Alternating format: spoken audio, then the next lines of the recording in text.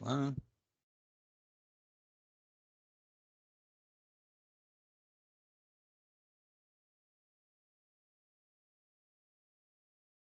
Acho que já deu sinal aí, né? Eu vou compartilhar a tela aqui. Vou deixar em modo. Aliás, vocês conseguem ver bem? Eu posso deixar nesse modo mesmo? Ou precisa ser modo apresentação? Acho que dá pra ver bem, né? Ainda não tô vendo, não. Não tô vendo nada também. Só tô vendo a foto do opa. pessoal aqui. Ah, peraí. Acho que deixa eu ver. Acho que eu faltei na sala de compartilhamento aqui, cara. Cara, que software confuso esse Teams. É, sim. Pelo amor Aqui, de ó. Deus. Precisa melhorar muito. Agora sim. Dá pra ver, né? Aí eu deixo em modo que eu vou editando aqui online já. Tá ótimo, Mauro. Ah, maravilha. Maravilha, então, pessoal. Então, vamos começar aqui.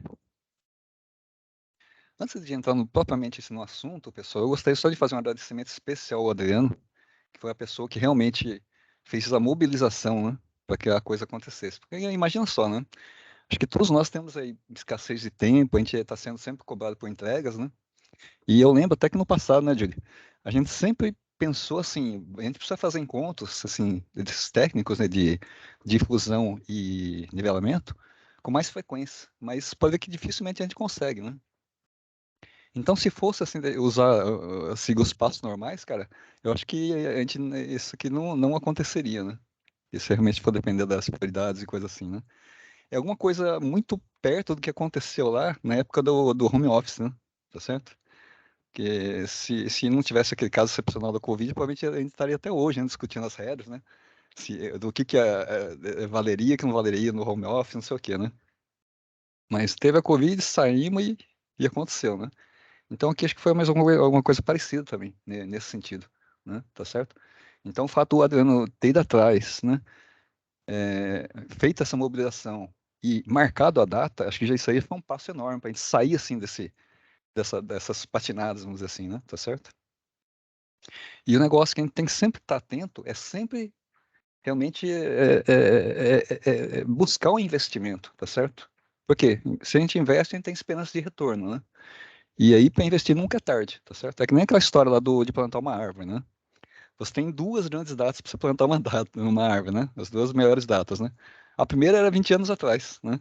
Só que por uma série de problemas, circunstâncias, prioridades, acabou não acontecendo. E a segunda melhor data é hoje, né? Então, acho que seria esse caso desse curso aqui, né? Tá certo? Deixa eu só mostrar aqui para vocês, pessoal, qual que é a agenda. Esse curso aqui é um curso de Docker e Kubernetes, tá? Eu vou dar a primeira parte. Inicialmente está previsto para 5 dias, então hoje e quinta-feira vai ser Docker, e os outros 3 dias vai ser com Kubernetes, que eu acredito que vai ter um conteúdo pesado. Eu acho que o Adriano vai ter que dar uma espremida boa nesse tempo, né? Então, hoje e amanhã, hoje e quinta, a gente vai falar sobre Docker, tá certo? Aí, qual que é a expectativa da nossa agenda aqui, ó? Tá? Especificamente de Docker, né? Vamos falar isso aqui, ó, o que é um container, os tipos de problema que ele resolve. Aí tem vários termos aqui que começam a aparecer, né? Por exemplo, containers, máquina virtual, Docker Kubernetes, qual que é a diferença, onde cada um se encaixa, né? Como é que faz a instalação, o que que é um registro, o que que é uma imagem, né? Como é que faz para rodar? Tem essas questões de bind, volume, criando containers, e aí a gente vai, né? Vamos avançar nesse conteúdo aqui. Qual que é a expectativa para hoje, né? Se a gente conseguir chegar até esse ponto aqui, que a gente já conseguir dar um comando, já rodar um container, eu vou estar satisfeito, tá? Mas eu tenho bastante conceito aqui no meio, tá bom? Antes de a gente começar propriamente dito, eu gostaria até de chamar também o Adriano para dar umas palavras aí sobre o que também ele espera também desse treinamento e passar as impressões, né? As expectativas. Tá bom, Adriano? Opa, obrigado, Mauro. Agradecer ao Mauro que, se prontificou a fazer a apresentação dessa parte de Docker. A ideia dessa tecnologia é a gente poder entregar software com mais qualidade e mais rápido, tá, pessoal? Então, nesse treinamento, eu espero que todo mundo consiga terminar aqui sabendo o que é um container, como que roda um container, como que monta um ambiente de desenvolvimento na sua máquina de dev. Mas a gente vai perceber, depois o Mauro vai provavelmente comentar, sobre qual que é a finalidade de cada ferramenta, né? E o Docker tem uma finalidade e o Kubernetes tem uma outra finalidade. Isso a gente vai ver durante esse workshop, né? E então é basicamente isso. Vamos tentar, pelo menos, entender os conceitos gerais, porque no final das contas, cara, a gente vai ver que no final é uma tecnologia para democratizar, vamos dizer assim, a aplicação, o acesso ao código, a infraestrutura, e aí fica todo mundo, não fica aquelas coisas, tipo assim, não fica aquela coisa só aquele cara que mexe, só aquele cara que sabe, e aí a gente vai perceber que tem uma pegada muito declarativa e que a gente acaba aproveitando para comitar isso no repositório, junto no repositório do código, então a infraestrutura fica descrita também no código, isso é muito importante, e isso meio que democratiza. Uma questão do workshop foi porque eu tive a percepção de que estava meio que ficando assim, aquela percepção de que isso aqui é só o Kubernetes, é o Adriano que resolve, entendeu? Mas não é para ser assim. Na realidade, a ideia toda é justamente o contrário. É permitir que todo mundo consiga olhar para o ambiente, manipular o ambiente e ter um acesso bem simplificado e saber, por exemplo, quando você pega um projeto de uma outra equipe ou de uma outra pessoa, saber exatamente o que foi feito e como foi feito e também guardar o histórico das modificações que foram feitas. Então é basicamente isso aí. E agradecer novamente o Mauro aí por se dispor a apresentar essa parte aí. Foi tudo muito em cima.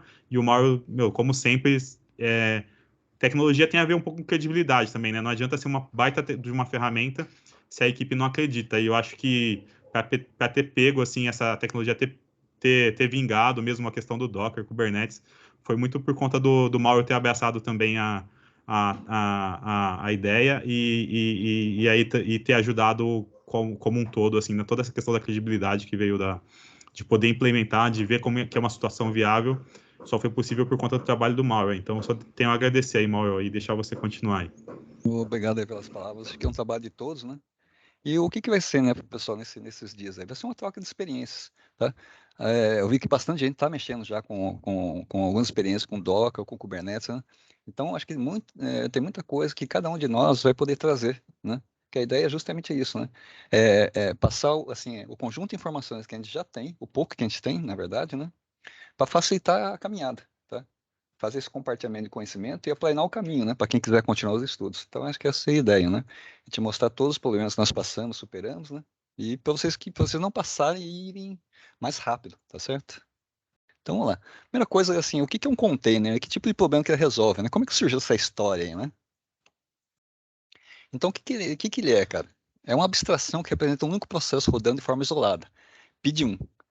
Desenvolvido inicialmente para Linux, tinha install de setups e namespace. Quando ele fala em PID, cara, dá a impressão que é um negócio muito abstrato. O que será que é isso? Deixa eu mostrar para vocês o que é exatamente quando ele fala aí, esse PID aí é um processo rodando de forma isolada. Eu vou abrir aqui deixa eu até expandir aqui essa tela aqui. Isso aqui é o WSL, tá? Depois a gente vai falar mais um pouquinho sobre ele. Aqui a gente roda também uma máquina Linux, tá? Então, aqui eu já entrei na tela, né? Observe o que eu vou fazer aqui, ó. Vou digitar assim, ó, PSLX. Vai mostrar todos os processos que estão rodando na máquina, tá certo? Você está vendo assim o processo número 1. Quando o sistema operacional sobe, a primeira coisa que ele executa é esse processo chamado init, por isso que recebe o número 1. Mas se você ver isso aqui, ó, isso aqui é a árvore de processo. Pode ver que todos eles derivam desse primeiro processo. Aqui, como é uma máquina aqui local, né? Se você entrar na máquina servidor, vai ter centenas de processos numa árvore, né? Mas dá para ver bem essa dependência, né? Que o primeiro vai gerando os outros, aí vão alinhando, né? Tá certo? Isso aqui na minha estação. Agora observe o seguinte, ó, eu vou entrar aqui no Docker. Vamos pegar um careta aqui que esteja rodando. Esse cara que está rodando. Eu vou entrar aqui no terminalzinho dele. Fazer a mesma coisa.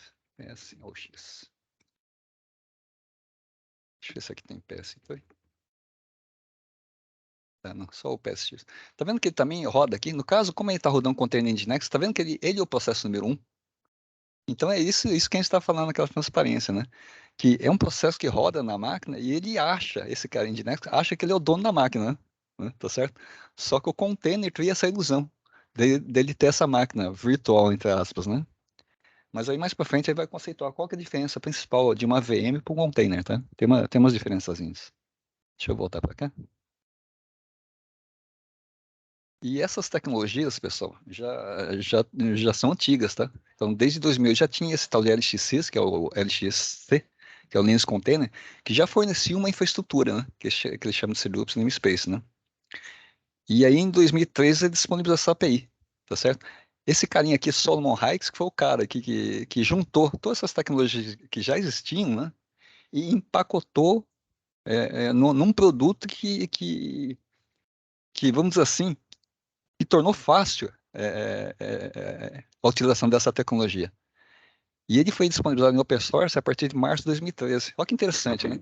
2013 para cá, ó, é pouco tempo, né? Não é nem 10 anos. E olha como o negócio dominou. Que interessante, né? E essa tecnologia de Docker se assemelha muito com outros tipos de tecnologia também, né? Vamos falar, por exemplo, a gente pode lembrar também da parte do Bitcoin, né? O cara que criou lá o Satoshi Nakamoto lá, o Bitcoin, não é que o cara assim criou do nada isso aí, né? Existiam já várias tecnologias, só que estavam esparsas, né? Só que ele conseguiu reunir num produto. Então foi um negócio parecido com isso aí, né? Como vários conhecimentos, né? Sei lá, o iPhone foi assim também, teoria da relatividade também é assim, né? Tá? Os conhecimentos estavam ali, só que apareceu um cara que falou, não, isso aqui junto com isso aqui formam um produto, tá certo?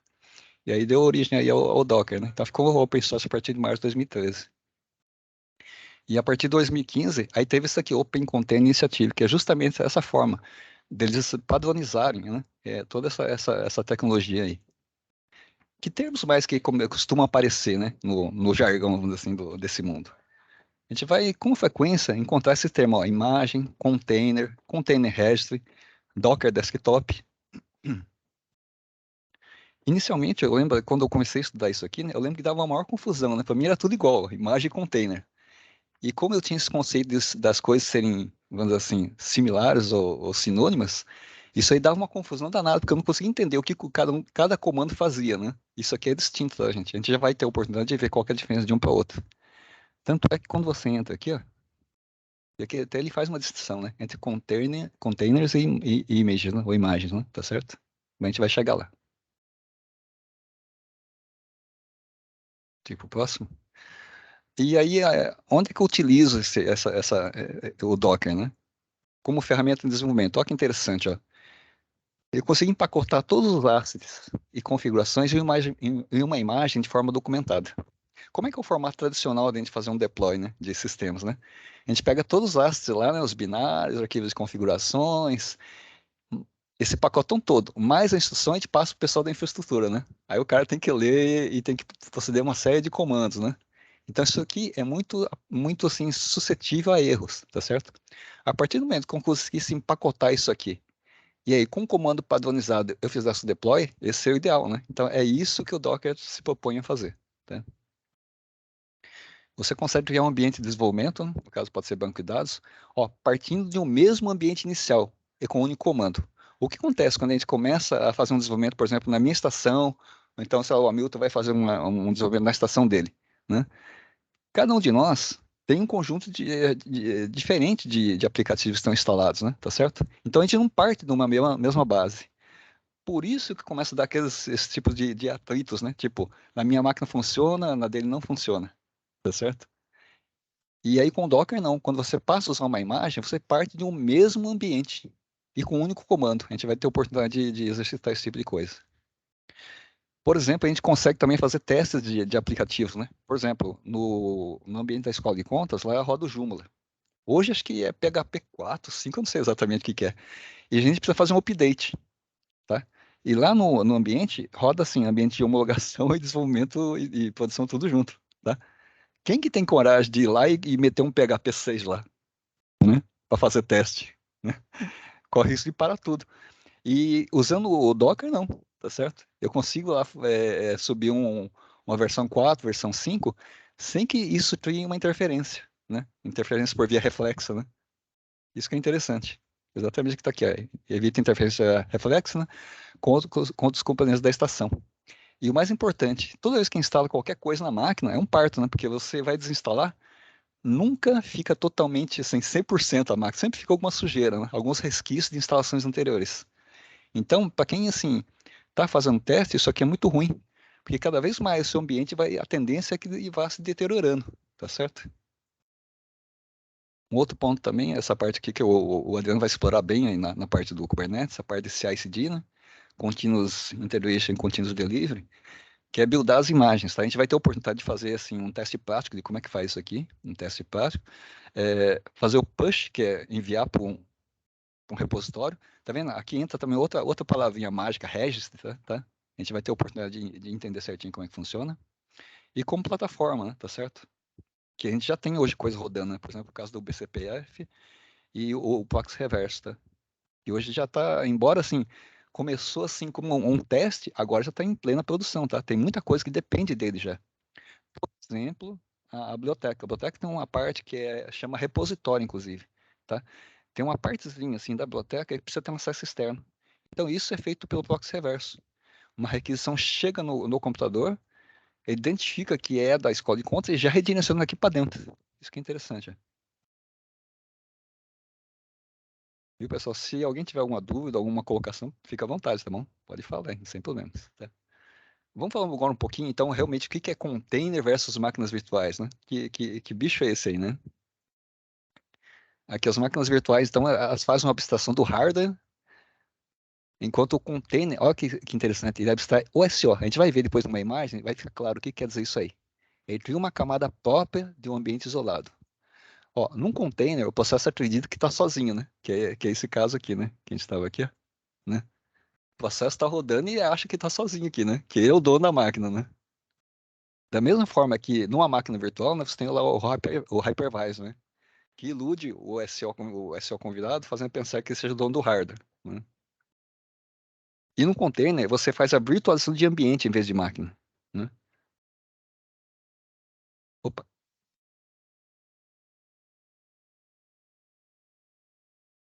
E aí, do ponto de vista do desenvolvedor, né? A gente pode considerar como se fosse uma máquina virtual quase completa, tá? A gente vai chegar nesse ponto. E mais importante, isso aqui é importantíssimo, pessoal, o tal do stateless, tá? Que é a imutabilidade do ambiente. A gente vai ver isso aqui, como, assim, um conceito às vezes simplifica enormemente, tá? A gestão de ambientes e a segurança. E para o TDS também, né? A gente consegue se beneficiar dos containers, né? Principalmente os novos projetos, né? Que aí sim, a gente já sabe que é stateless, então já nasce da forma correta, né? Diferente dos projetos que são legados, né? Que muitas vezes, por exemplo, o caso do ETCM, que é o ETCM, o portal, que como eles trabalham com session, é um negócio muito difícil de fazer a virtualização, aliás, de containerização dele, né? E sendo mais compatível com o VM. Mas ainda dá para fazer alguma coisa aqui, tá? Tá certo? Vamos dar uma olhada agora, então, nessa arquitetura, assim, de diferença entre VMs, containers e o método tradicional, né? Tá certo? O ambiente tradicional que sempre foi isso aqui, né? Eu tenho o hardware, eu tenho um sistema operacional, aí tem a aplicação 1 com as suas dependências, a aplicação 2 com as suas dependências, tá certo? Como que dá essa estrutura? Por que que isso aqui veio para virtualização? Tipo, na década acho que de 80 e 90, né, quando começou a parte de virtualização em x86, tem uma época que explodiu isso aqui, né? Só se falava em virtualização e coisa assim, né? Por que que daqui veio para virtualização? E por que que saiu daqui e está vindo para cá? Nós vamos ver essa historinha aqui, é interessante, tá? Bom, esse meio tradicional de você fazer um deploy de aplicação, o que acontece? Eu instalo aqui a aplicação e as dependências. Maravilha, está rodando. Quando instalou a aplicação 2 e as suas dependências, olha o que pode acontecer. Como não existe um isolamento de uma aplicação para outra, pode acontecer de eu esquecer de levar uma dependência daqui e a aplicação 2 começar a usar a dependência desse outro cara aqui, ó, né? Olha o desastre que vai acontecer, né? Então é muito comum, né? Em algum momento, assim, acho que todo mundo já passou por isso aí, né? Você vai na sua máquina e fala, hoje eu vou fazer a limpeza, né? Vou desinstalar um monte de coisa inútil, coisa assim. Aí você começa a desinstalar e começa a trashar alguma coisa para de funcionar, justamente por causa disso. Olha o perigo que é isso aí. Então é muito mais difícil de você fazer a gestão desse tipo de coisa, né? Principalmente se os sistemas vão ficando mais complexos, né? E aqui tem uma característica importantíssima, pessoal, que é isso aqui, ó, né? Que é a tal da mutabilidade. Opa, deixa eu pegar aqui certinho o controle aqui, esse cara aqui, ó. A tal da mutabilidade, tá? Tá. Isso aqui é um negócio que é extremamente perigoso, né? Porque enquanto o SO está aqui, nada impede de o cara que está mantendo o sistema 2 ir lá e fazer o update de alguma coisa, né? Instalar um pacote novo, instalar uma atualização, que pode gerar, por via reflexo, uma interferência nesse cara, tá certo? Bom, em algum momento, esse tipo de arquitetura, pessoal, começou a disseminar. Por quê? Porque o hardware começou a ficar cada vez mais barato, tá? Mais barato e mais potente. Então todo mundo quer potência computacional com baixo custo, não é isso? Aí quando começou a lançar esses processadores mais poderosos, aí, até eu lembro lá, essa época aí de falava de computação barata, né? Processamento barato. Quando teve aquele bug do Intel, né? A Intel tinha aquela campanha Intel Inside e teve um erro no processador de pontos flutuantes, né? Foi meio que um escândalo, esse, entre aspas, né? Então colocou meio que em xeque esse negócio aí de computação barata, baixo custo, vamos dizer assim, né? Mas a coisa depois melhorou, né? E aí sim, né? As máquinas foram se multiplicando, virou assim uma criação lá de gato, lá de coelho, né? Tá certo? Cada departamento tinha a sua maquininha embaixo da mesa lá, porque como era barato, cada um podia ter seu servidor, tá certo? Isso aqui virou um caos pro pessoal da infraestrutura, né? Falou, nossa, como é que a gente consegue controlar esse tipo de caos e coisas que um monte de máquinas se proliferando e coisa assim, né? E do lado do servidor também as máquinas foram ficando mais poderosas, né? Tá certo? E aí vem aquela questão. Como é que é exatamente uma questão que já tinha sido resolvida no mainframe, né? Como é que eu aproveito esse poder de hardware da melhor forma? Porque, assim, a maior parte do tempo, os servidores, eles não ficam processando 100%, tá certo? Tem um momento de ociosidade. Então, eles descobriram nessa virtualização aqui uma possibilidade, o quê? De eu aproveitar melhor o hardware do servidor. E meio que diminuir essa bagunça, né, de proliferação de muitas máquinas, né? Tá certo? Então, por isso começou a vir essa onda de virtualização. Também as tecnologias dos processadores, nossa, melhorou assim da água para o vinho, né? Por exemplo, quando a IBM lançou lá o x86, é o processador 8088, né? Cara, não sei se alguém já pegou essa, bastante gente tem mais idade, né? Existia o tal do multiprocessamento cooperativo. Não sei se você lembra. Tem dois tipos de quando você fala em multiprocessamento, né? Tem lá o multiprocessamento cooperativo e o preemptivo, né? O cooperativo, assim, né? Uma tarefa processa durante um tempo, ele, de livre e espontânea vontade, entrega o controle para outra aplicação rodar. E assim vai, né? Numa cadeia de confiança. Basta um cara quebrar no meio que quebra todo o processo, tá certo?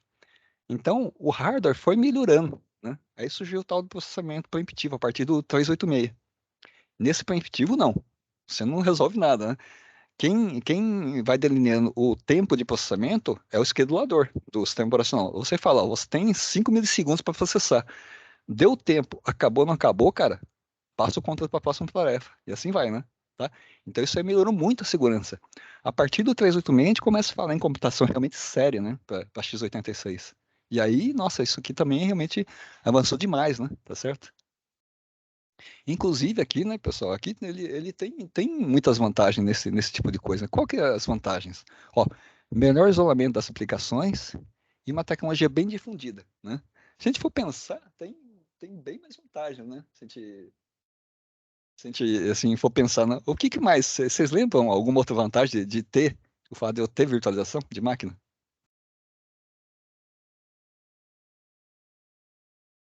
Um de cada vez aí. Snapshot. Exato, snapshot, backup, né? Muito mais simples de fazer, né? Eu criar uma máquina é extremamente simples de fazer, né?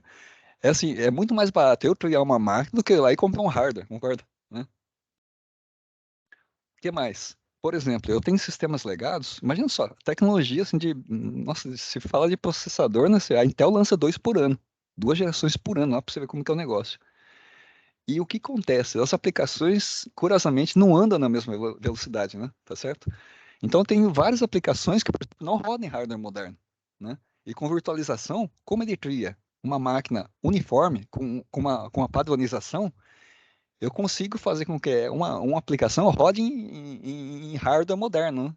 Justamente porque a virtualização ele cria esse hardware padrão, vamos dizer assim, né? Então, protege ele dessas tecnologias muito modernas, né?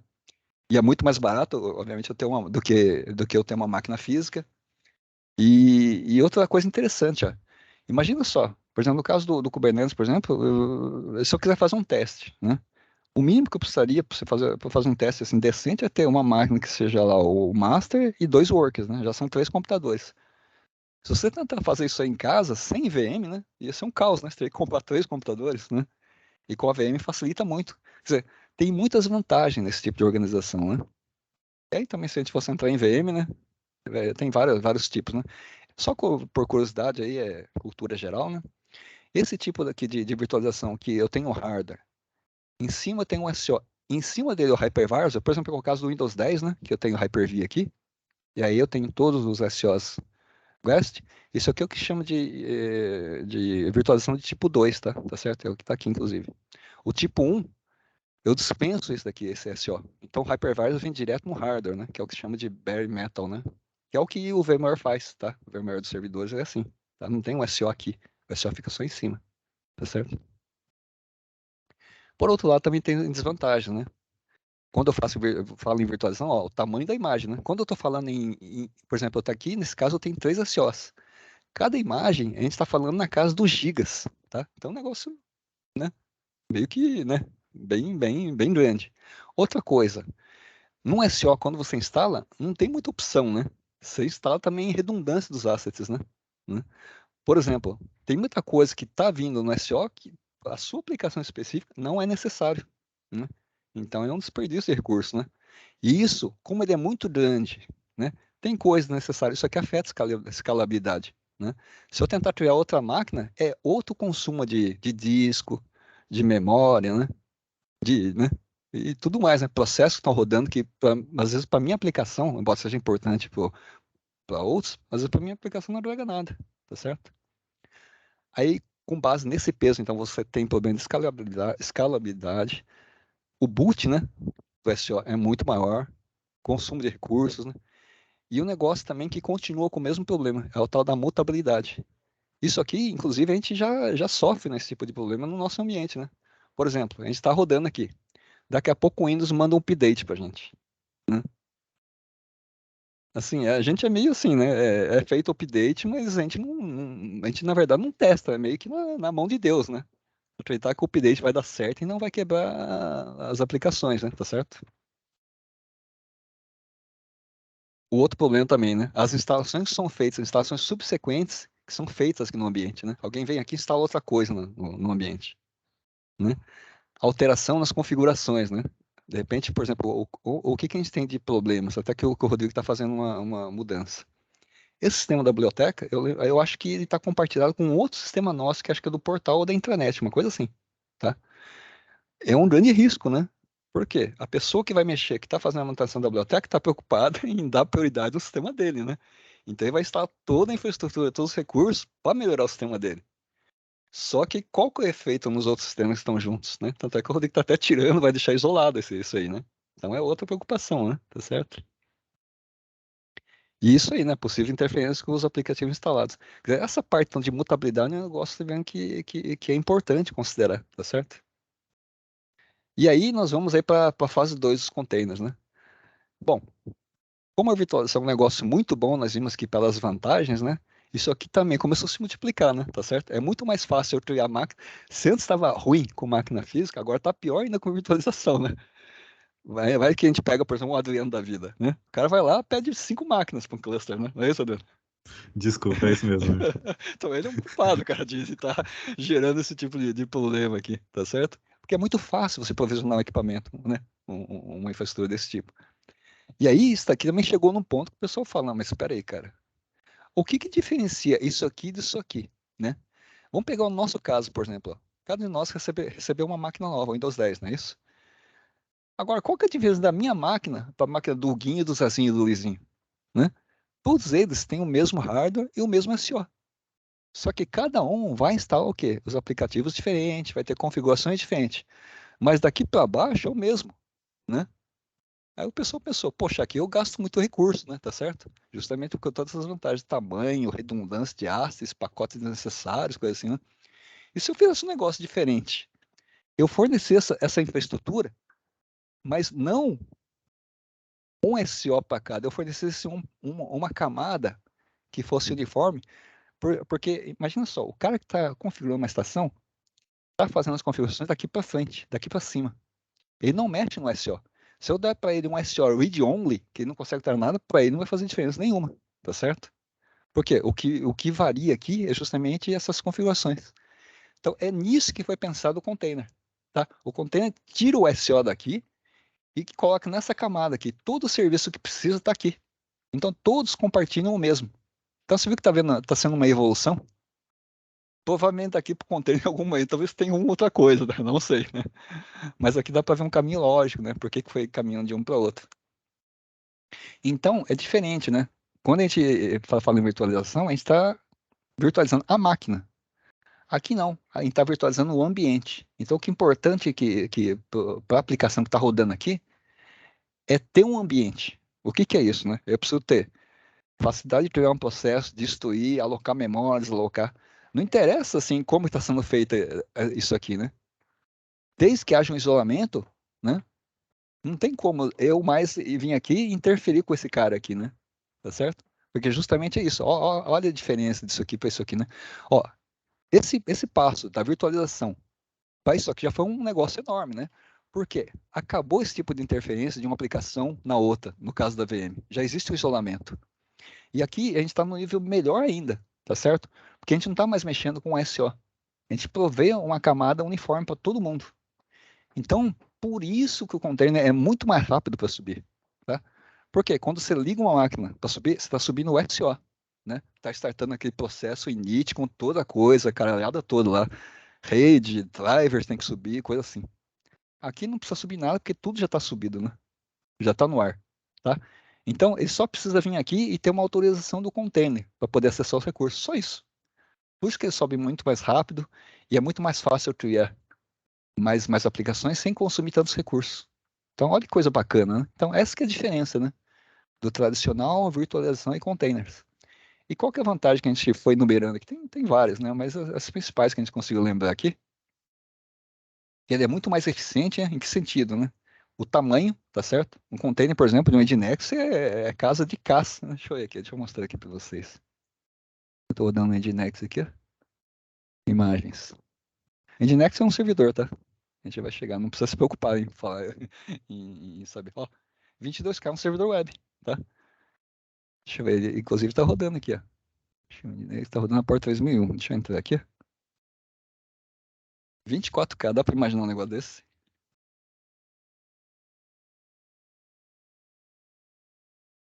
Tá rodando aqui, então. Por isso que ele sobe tão rápido, né? Porque ele é muito menor. Esse tempo de boot não existe, né? Tá certo? É o tempo de um processo subir. É o mesmo tempo que você dá, a hora que você dá, por exemplo, você levanta um Word. Seria mais ou menos isso aí, né? A imagem minimalista. Então, eu já evito esse tipo de coisa, que é aquela parte de quando eu instalo o SO, vem um monte de pacote que eu não tenho necessidade. Porque o Nginx, ele é uma distribuição Linux, viu? É 24K, né? Ó, eu tô nele aqui, ó. Esse aqui é o Nginx. Eu posso vir aqui dar um comando, né? Ó, dá a impressão que eu tô numa máquina Linux, tá certo? Por quê? Tudo isso aqui ele tá abstraindo. Ele cria um file system virtual aqui para mim. Então eu consigo startar processo, parar, alocar memória, tá? E o processo, a aplicação não sabe a diferença, né? Tá? Posso ver todos os processos rodando, né? Normal, tá? Como se fosse assim, ó. Olha que bacana, né? Então, ele é mais eficiente. Tem essa questão da escalabilidade, é muito mais fácil eu criar containers do que ficar criando VM, né? Tá certo? Justamente por causa dessa eficiência dele aqui, né? Deploys adicionais, então eu posso criar a aplicação 1, aplicação 2, né? Se eu preciso ter escalabilidade. Deploys adicionais mais simplificado, pois o container empacota todos os assets e configs necessários. Depois a gente vai ver o que é exatamente, o que é o container, o que é a imagem, né? E por que ele é um negócio genial. Olha, agora sim, a gente começa falando essa questão aqui de imutabilidade. É a primeira vez, né? A gente não viu aqui, não viu aqui, mas começou a ver aqui. O que quer dizer isso aqui? Toda vez que eu subo um container, ele é, vamos dizer assim, imutável. Se eu vim aqui e fizer qualquer alteração, o container, inclusive, isso aqui faz parte da filosofia, a filosofia de funcionamento do container é isso, é imutabilidade. Por quê? Se deu pau nesse cara aqui, eu subo outro aqui, ó. Ah, se tu achou esse daqui, eu subo outro, não tem problema, tá? Por quê? Não faz sentido a pessoa vir aqui e começar a fazer alteração de ambiente. Por exemplo, como acontece no VM. O cara vem aqui e dá um update de coisa. Isso aqui não existe, tá? Dentro de um container. Tá? Ninguém vai dar update lá dentro, né? E toda vez que eu subo uma imagem, com certeza é 100% fiel. Essas duas aqui. Não vão ter problema de falar, ah, não, faltou uma DLL, faltou um AST lá. Isso nunca vai acontecer, tá certo? Mutabilidade e portabilidade, né? Ó, facilidade de deploy em outros servers, tá? Então não tem problema. Que hoje o que acontece, né? Numa forma convencional de você fazer o deploy. Eu mando os AST e mando a instrução, né? Aí o cara tem que dar todo o comando em cada ambiente, né? Aí com a VM melhorou um pouquinho, né? Que eu posso fazer um snap aqui da máquina e levar para outra, né? E fazer algumas alterações, né? Tá certo? Só que aqui elevou essa facilidade aqui assim, ao cubo, né? Tá certo? Porque antes, exatamente, ao modo convencional, você manda AST e uma instrução de instalação, né? Tá certo? Aí dá mais de todo tipo de problema. A gente vai ver que no caso de container, essa instrução é muito mais simplificada. É praticamente a prova de burro, vamos dizer assim, né? Tá certo? Então, o ideal para microserviços e cloud. Então, a gente não precisa mais se preocupar em tentar usar ao máximo a máquina, né? Porque criar uma VM, de certo modo, é caro, né? Então, você tenta, assim, utilizar ao máximo ela, colocar vários serviços na máquina, não é isso? Para não ter que pedir outro, né? Tá certo? E aí fica suscetível a toda aquela margem de aquele problema de interferência que a gente já comentou, tá certo? E como o container é leve, eu posso vir aqui e criar quanto eu quiser, né? Se eu quiser um para o microserviço, outro para o outro, um consulta, tanto é que a gente tem um com o BCPF, né? Tem um container que é para outra coisa, aí vai. Então você fica livre desse tipo de impedimento, desse peso, vamos dizer assim, desse peso na consciência, vamos dizer assim, né? Tá certo? E minimiza esse efeito. Não coloquei assim que isso, mas minimiza esse efeito que na minha máquina funciona, tá certo? Quando a gente vai falando em ambiente de desenvolvimento, normalmente é isso, né? O meu ambiente não necessariamente é igual ao ambiente do vizinho, né? Por mais que a gente use os mesmos, a gente esteja, por exemplo, na equipe web, né? Às vezes a pessoa instala uma coisa diferente e isso pode dar margem a problemas, tá certo? Bom, não tem só vantagens também, vamos ver as desvantagens que tem, né? Menor isolamento, depende do kernel base, tá certo? Aí a gente vai ver a hora que a gente vai instalar no Docker, ó, quando eu entro aqui, ó, eu posso vir aqui e falar, tá vendo? Eu posso usar container Windows ou container Linux, tá? No caso do Windows, ele evoluiu muito com essa tecnologia chamada WSL2, né? Hoje, a gente tem um ambiente Linux 100%, um kernel com 100% das funcionalidades. Então, isso é um negócio bacana. Então, eu posso fazer um deploy que vai ter o mesmo comportamento de quando chegar em produção. Isso é um negócio bacana. Essa parte overhead network não tem jeito, né? Tá certo? Se todo mundo começa a acessar, vai passar por um caminho comum, vai ter algum tipo de gargalo. Isso vai ter, tá? Então tem o almoço grátis, né? Sempre tem alguma coisinha aí. E aqui essas ferramentas, né? Até o Adriano lembrou que tem poucas, né? Mas a gente vê que tem até o que tem é super bastante.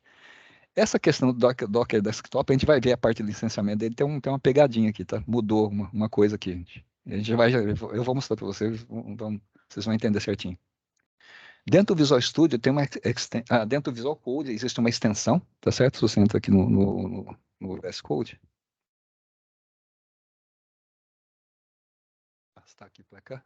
Também tem uma baleinha aqui, né? Tá certo? Então é a extensão. Isso aqui ajuda bastante. Isso aqui o Carol acabou descobrindo aqui, deu uma ajuda pra gente, então boa. Então você consegue fazer muito gerenciamento por aqui também, tá?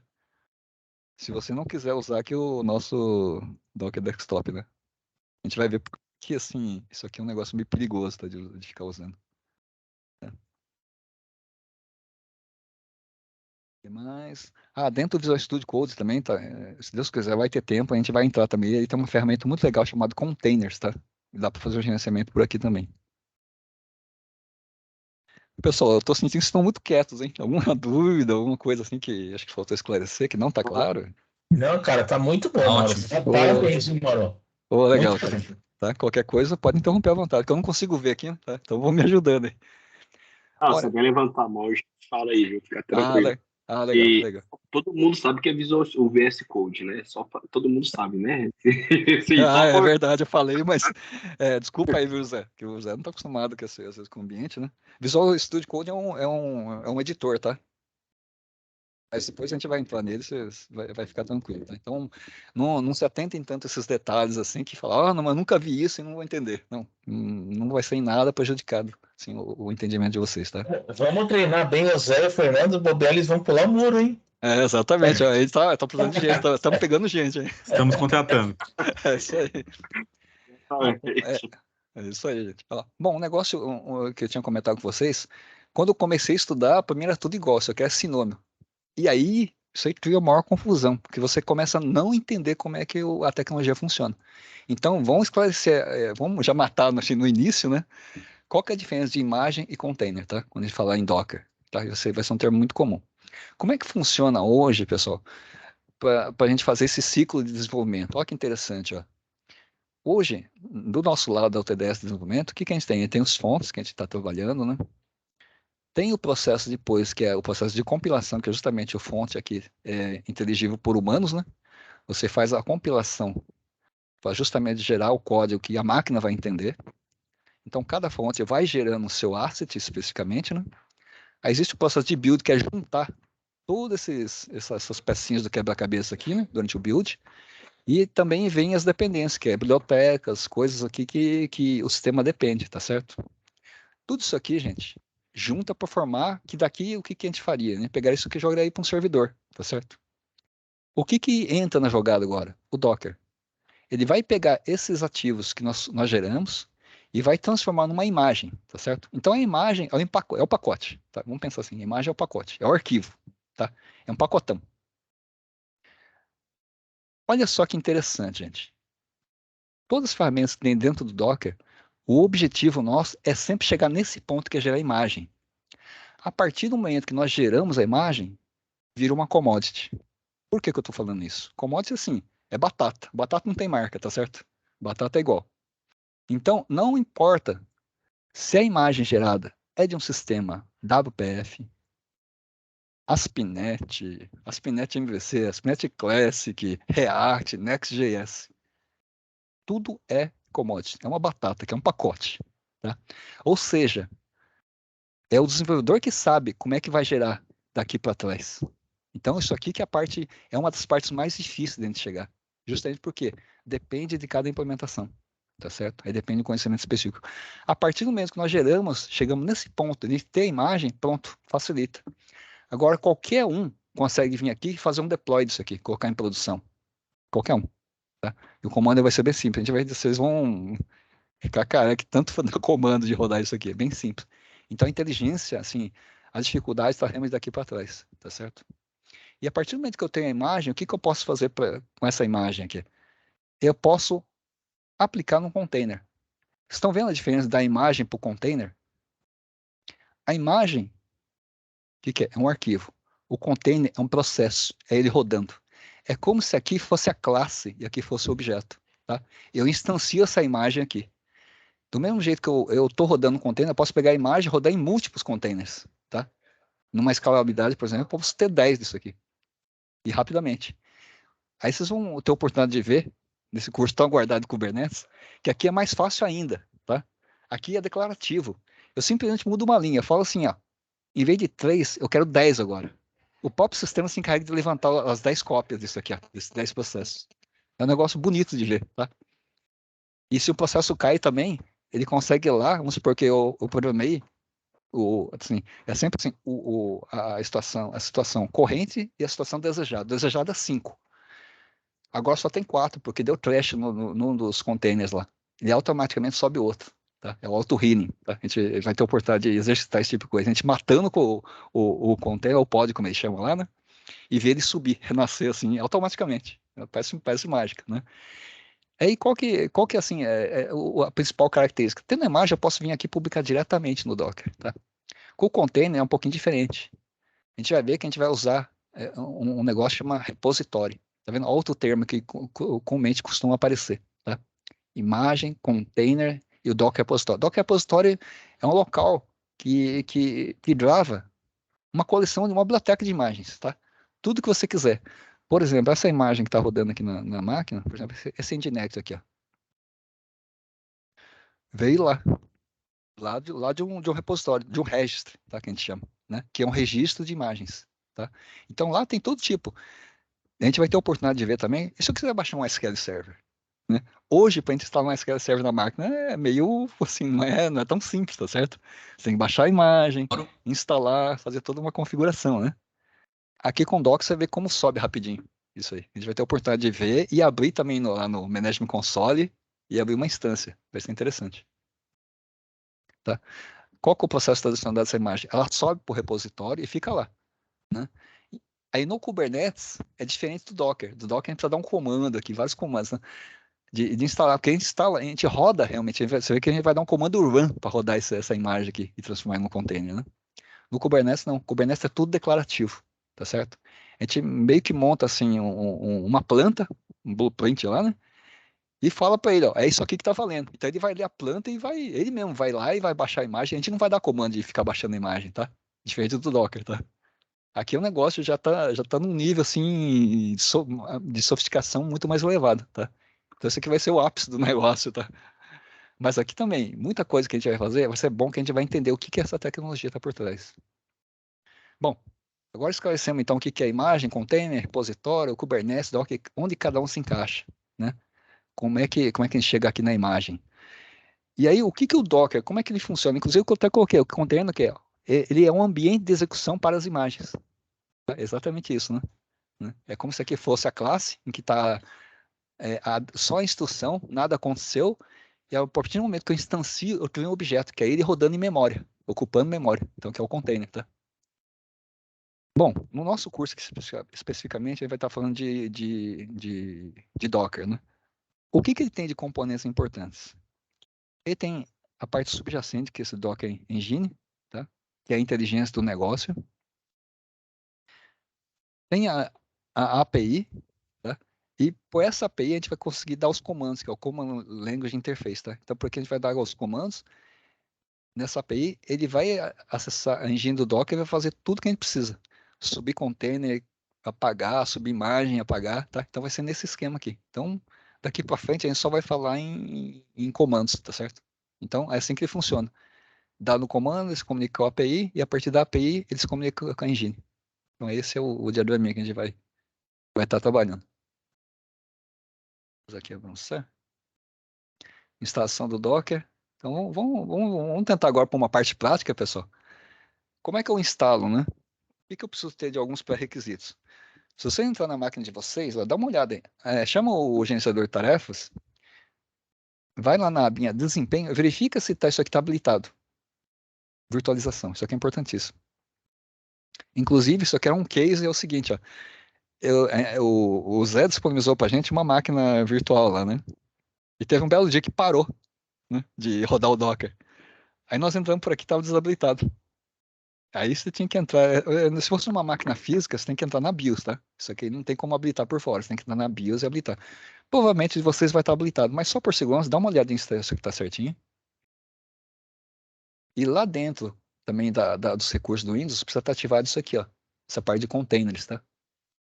Aí pode ativar containers, Hyper-V. Como é que eu faço para chegar nessa tela aqui do ativar e desativar recursos, né? A gente entra aqui, ó. Aqui nas configurações, na engrenagem. Aí você entra aqui, ó, aplicativos, aplicativos. Ó, programas e recursos. E aqui, ó, ativar ou desativar recursos. Tá? Aí a gente chega lá. Né? Em algum lugar vai ter aqui, containers, containers, tá? Aqui, ó. Aí pode habilitar containers, Hyper-V. Esse Hyper-V também, pessoal, é uma tecnologia fantástica, tá? A forma assim, de você conseguir subir uma máquina virtual sem precisar mais de. Antes você tinha que instalar a VirtualBox, toda aquela história toda. Hoje não precisa. Ele tem uma engine aqui muito, muito interessante, cara. Né? Que já vem junto com o Windows, cara. Isso que é um negócio bacana. Tá? E aí é só instalar. Todos já têm instalado? Como é que tá? Só para eu me situar aqui. Aqui tudo certo. Ah, maravilha. Alguém precisa instalar? Aqui tá tudo certo. Opa, nada como falar assim com uma classe adiantada, né? Nível avançado.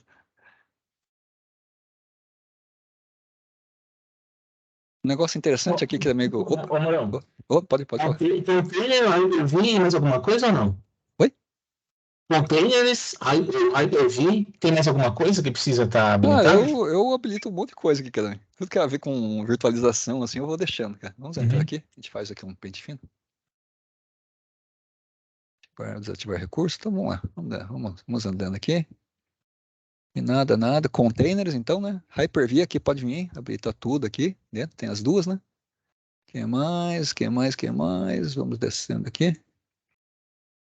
Plataforma de máquina virtual. Plataforma do Hypervisor. Só esses dois aqui é mais. Aí daqui para baixo acho que não tem mais nada, né? É isso aí, mano. Esses dois aí. Eu atualizei aqui também, eu não tinha não.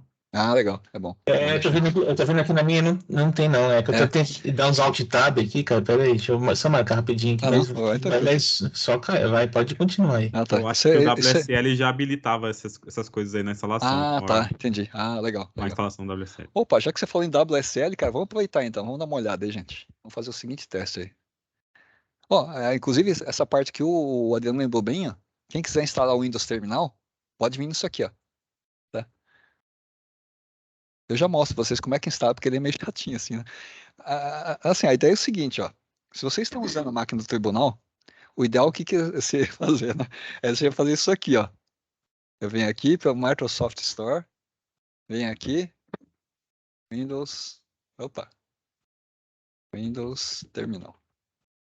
Esse seria assim, é o mais simples do simples, cara. Só que se eu tentar fazer isso aqui, ele vai bloquear, cara. Pelo menos estava, né?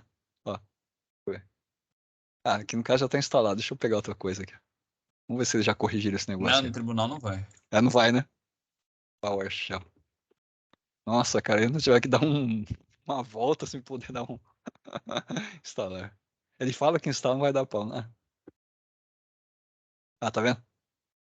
Não vai. Isso aqui atrapalha pra caramba, mas tem solução, tá? Não precisa ficar entrando em desespero, não. O Windows Terminal é esse cara aqui, ó, tá? Ele é bacana. Tá? Faz o seguinte, ó. Digita assim, ó, WSL, -L, -V. Vê se todo mundo tá rodando com o WSL, que é o Windows Subsystem for Linux, na versão 2, tá? Qual que é a diferença? O que que esse WSL faz, né? Você vê como que é interessante, às vezes, vir uma nova geração, né? Se fosse na época de Bill Gates, Steve Ballmer, cara, jamais, lembra que tinha uma guerra entre Linux e Windows? Jamais entraria um kernel dentro do SO do Windows, jamais isso aí. Porque era uma guerra, né? Sabe aquela disputa, não sei o quê, a gente é melhor que você, o meu é maior, aquela coisa toda.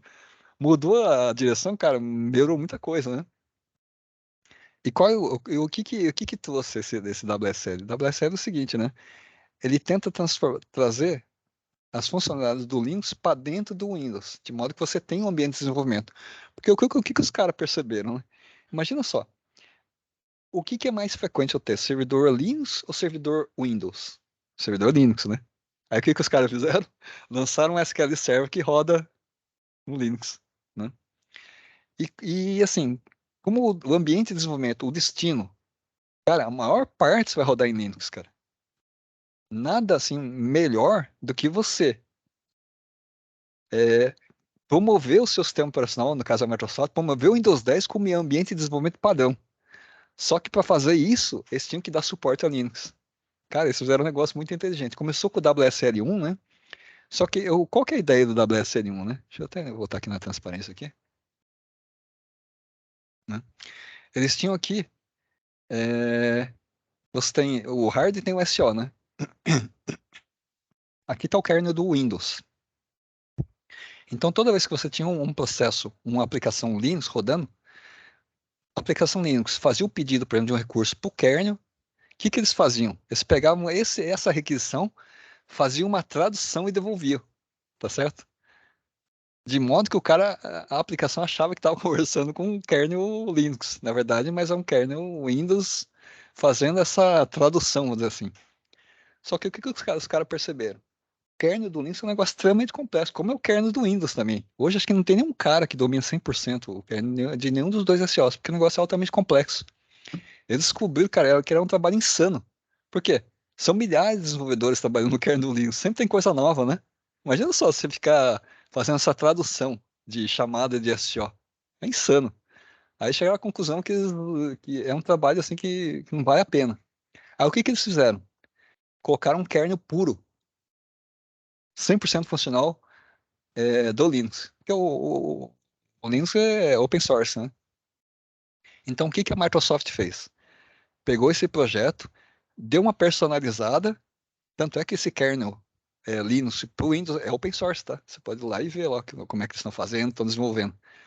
Como é que eu vejo isso aqui na prática? Esse kernel rodando aqui. Eu vou entrar aqui, ó. Ah, então, vocês viram aí? Tá versão 2? Sim, sim. Tá 2, né? Legal, maravilha. Então, o WSL2 justamente é isso, é o kernel nativo. Então se eu entrar aqui, ó, eu estou na máquina Linux, digitar assim, ó, um name, -R, olha que interessante. Microsoft, quem diria, hein? Então é com base no kernel 5.10, né? Mas é projeto da Microsoft, tá? As customizações, né? Tá certo? E olha que interessante, ó. Lembra que a gente tinha visto nessa transparência aqui, ó? Que agora a gente tem um ambiente uniforme. Como é que eu vejo isso aqui na prática? Eu vou entrar, ó, o que que eu fiz, ó? Eu vi que está rodando um container, então já vi uma diferença da imagem pro container, tá certo? O container é o quê? É o processo rodando, é uma imagem rodando, tá? Então eu vou entrar aqui dentro do prompt, então que parece muito uma máquina Linux, né? E vou digitar a mesma coisa, ó, um name -R. Olha que mágica. Você viu que é o mesmo? E é justamente isso aqui, ó. Esse ambiente aqui uniforme. Então todo mundo, então não tem assim, o Docker usa um kernel, o WSL usa outro kernel, aí qualquer outro que usa é outro. Não, nada disso. É o mesmo kernel. Todo mundo usa o mesmo. Olha que bacana, né? É muito, muito bonito, né? Isso aí. É maravilha, gente. Já que todo mundo já está com ele instalado, vamos dar uma olhada aqui. Ah, peraí, acho que faltou mais uma aqui, né? Tinha a parte da instalação. Ah, ó, interessante, ó. É... Dita esse comando aqui, ó, docker version. Ó, não pode ser menos, é docker version, sem nada, só docker version. Vamos fazer isso aí. Vê que ele traz uma série de informações, ó. Docker version, né? Você aqui consegue ver a parte do client, né? A parte do server, qual a versão que está rodando, tá certo? A engine, né? 2010. Aí várias informações aqui. Aí tem um segundo comando, isso aqui é interessante também. Vamos lá. É o toggle do Docker É. Info. Opa, pode Mauro, falar. tem que subir o Docker, né? Quem já tem Isso, instalado. isso. Ah, vai lá. Sobe lá. Tá? Você tem que ver a baleinha aqui, ó.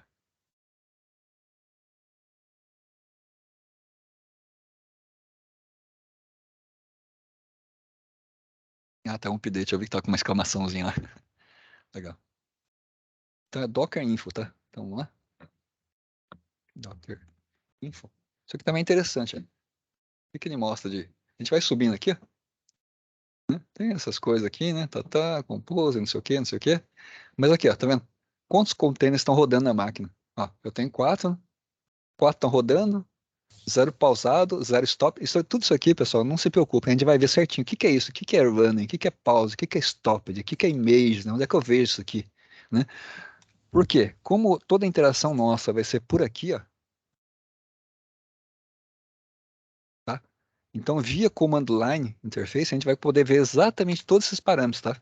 Com muita tranquilidade, então não se preocupe. Eu estou citando aqui, mas não é para ficar falando, nossa, nem sei como que eu chego nessa informação. Então, pode ficar tranquilo que a gente vai mostrar certinho, tá? Conseguiram ver? Os Docker Info, Sim. né? Maravilha, hein? Tô bem, então vocês estão indo bem, hein? Vamos falar agora um pouquinho sobre essa parte, detalhar essa parte aqui do que a gente estava comentando, né? Da imagem, tá? Que o grande passo nosso é chegar nesse cara aqui, né? O que que tem de tecnologia aqui dentro? Olha que interessante que é isso aí. Ó, aí começa a aparecer outras imagens, né? Outros jargões, né? Que é imagem, laser, caching, né? Tá? A imagem é um snapshot, né? Como se fosse um snapshot da máquina virtual. Só que qual que é a diferença? Ele usa um file system distribuído, né? Tá certo? Aliás, é segmentado aqui, né? Por que que ele faz isso? Olha que interessante, ó. Eu vou fazer o seguinte. Se eu quiser, por exemplo, vir aqui, ó. Não precisa se preocupar com esse comando que eu vou dar, não, tá? A gente vai ver em detalhes aqui. Docker. A gente vai ver depois, mas só para vocês verem aqui. Deixa eu pegar um careta aqui. Vou pegar esse cara aqui. Eu tô rodando um container. Lembra que eu falei que é um comando só pra gente rodar? No caso aqui, como a imagem já tem, olha que interessante, ó. Ele já baixou aqui, né? Tá, agora vamos supor que eu pegue aqui. Deixa eu pegar uma outra imagem aqui. É que eu queria mostrar ele com os layers aqui. Vamos pegar aqui imagens. Faça Hello World, por exemplo, aqui. Vou apagar aqui.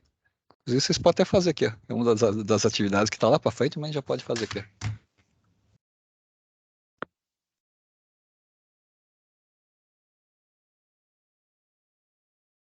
Word. Observe o que aconteceu com esse comando aqui, ó. Opa, o que foi? Ah, já rodou. Mas aqui, no caso, é tão simples que veio muito rápido, né? Mas está aqui, ó. Ó, ele falou assim, ó, unable to find image. Por quê? É aquele caching que está nessa transparência que ele fala, né? O caching, tá certo? Ele viu que não tem aqui, localmente, então ele começou a puxar, tá? Lá do repositório, tá certo? Que é esse cara aqui que a gente tinha apontado lá, né? Lá do repositório, tá? Ele começou a puxar isso aqui. No caso, esse cara, tá vendo que ele só tem uma layer, tá? Então ele registrou aqui, é um hash, né? E trouxe para cá. Aí trouxe os dados, né? O DAS, que é o hash dele aqui, né? E já rodou. Não é grande coisa, né? Hello from World. Se deu isso aqui é porque funcionou, tá certo? Mas toda a imagem é formada de várias camadas, tá certo? Justamente para o quê? Vamos supor que eu venho aqui e faço agora isso aqui, ó. Vou rodar de novo. Observe que ele não fez mais nada, tá? Por quê? Ele vê que isso aqui já tem na minha máquina, tá? Então ele não baixa de novo, tá? Isso que é bacana, né? Tá certo? Então, com esse hash, ele sabe exatamente o que mudou, o que não mudou. Ele só baixa as alterações. Então, se você entra por curiosidade aqui no repositório que é o que a gente utiliza aqui, ó. Por exemplo, Docker Hub. Docker Hub. Docker. Ah, pode ser Mongo Express, né? Vamos pesquisar aqui, ó.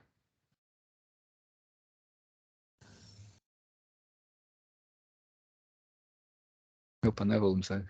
Acho que é hub.docker.com. Não tem problema, então. É Docker Mongo Express aqui, mexe. Vai cair lá. Né? Aí tem vários, né? Aí você pode vir aqui. Vamos pegar, por exemplo, vamos supor que eu queira baixar essa versão 0.54, né? Só pra gente ver aqui as camadas aqui.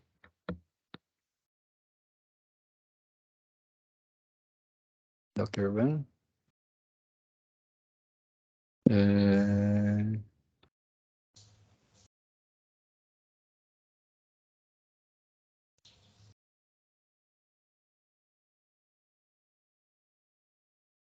Ah, não achou, né? Tá certo? Opa, peraí que eu falei errado. É o Mongo Express 054. Isso aqui, pessoal, depois a gente vai ter a oportunidade de fazer uma brincadeirinha com esse cara aqui. Que interessante.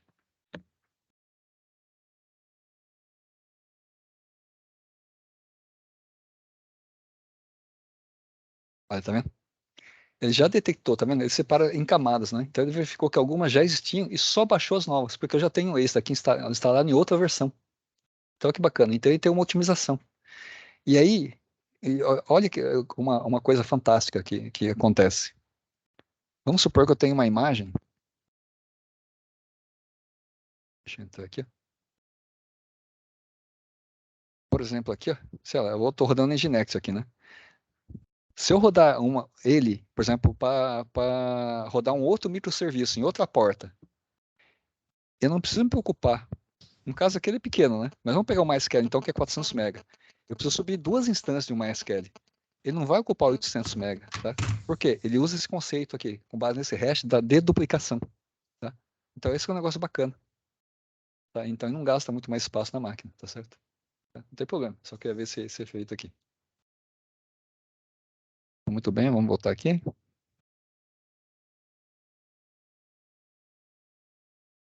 Eu já consegui meu Docker version, Docker info, né?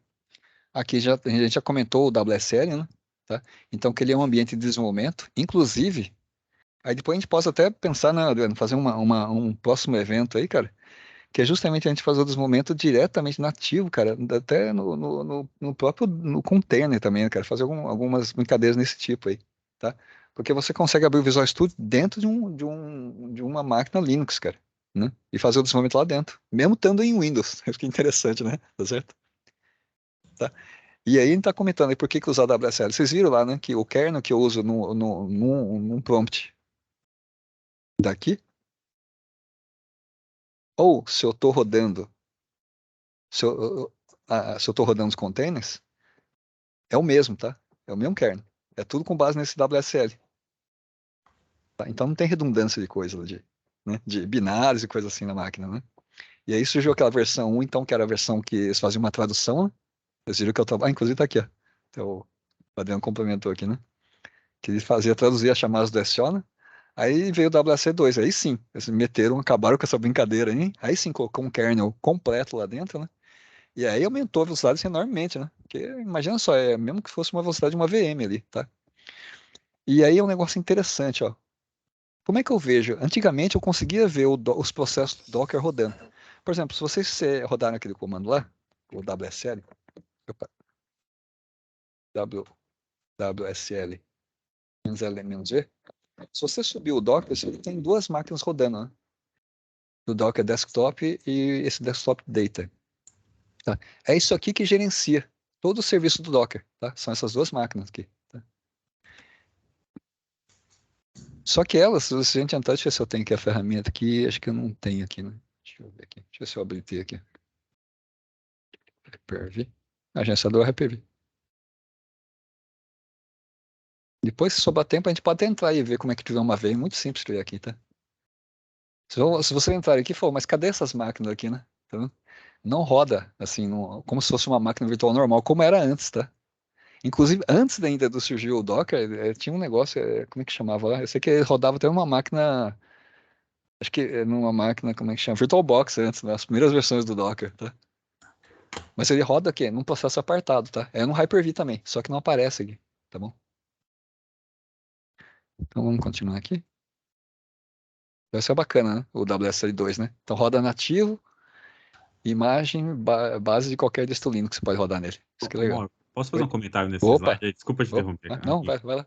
É só para comentar a questão do Windows Server, que quando a gente está no Windows Server, aí o Windows Server roda só imagens Windows, tá? São Isso. Windows Containers. E Uhum. no Linux roda só imagens Uhum. Linux, tá? É só esse comentário. E no Windows 10 e 11, que são ambientes de desenvolvimento, aí é virtualizado, aí roda ambas, né? Isso, exatamente. Inclusive, gente, deixa eu ver se eu cheguei a apontar aqui uma das desvantagens do container, tá certo? Ó, tá vendo isso aqui, ó? Ó, depende do kernel base, tá? Então é isso que a gente está falando aqui, ó. Então, se for como o Adriano colocou, né? Se tá rodando no Windows Server, é só coisa de Windows Server, tá? Se é máquina no Linux, aí roda só coisa de Linux. Então depende disso aqui, tá? Da base. É diferente, por exemplo, do Windows 10, né? Tá? Se você entra aqui no Docker, por exemplo, né? Como a gente tem os dois ambientes aqui, ó, tá? Aqui tá, no caso, para conter no Windows, mas eu posso chavear para conter no Windows também, tá? Então por isso que aqui eu consigo fazer os dois, tá? Mas em ambiente de server isso aí já não é possível, tá bom? Mas bem lembrado, é isso aí.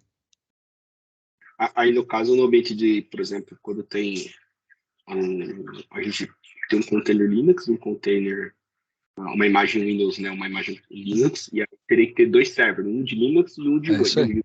É isso aí. Essa é a ideia. Tá? Então aqui nós vimos as camadas lá, né, pessoal? Tá certo? Então é como se fosse um snapshot, não, é empilhado em layers, né? E aí tem a tal da deduplicação, né? E mais que nós temos aqui? Aqui os comandos mais comuns, né? Até que estamos avançados aí, né? Você já conseguiu rodar o Hello World aí? A gente vai começar agora com os comandos básicos, né?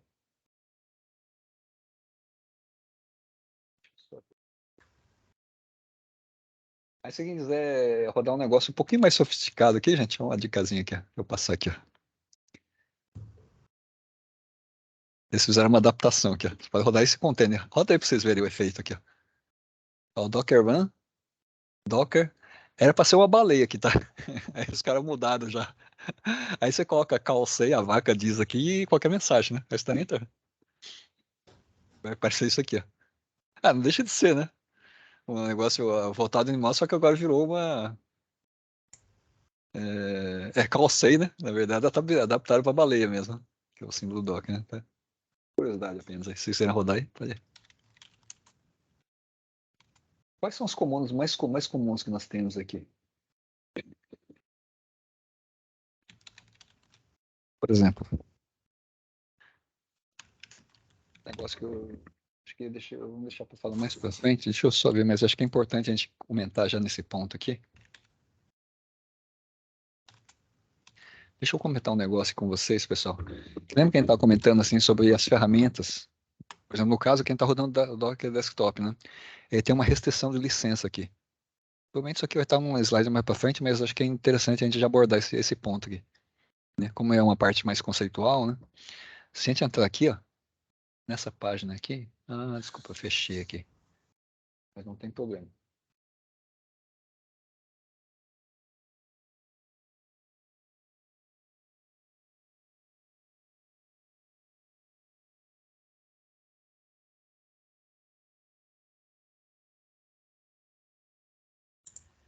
É justo nessa parte aí de políticas de licenciamento dele.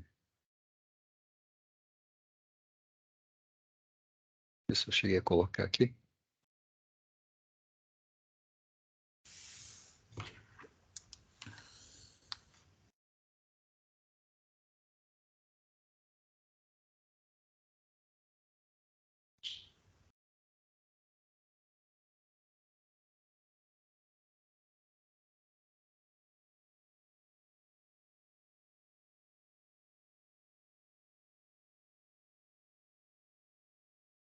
Essa parte de licenciamento, deixa eu ver aqui se eu só cheguei a salvar aqui.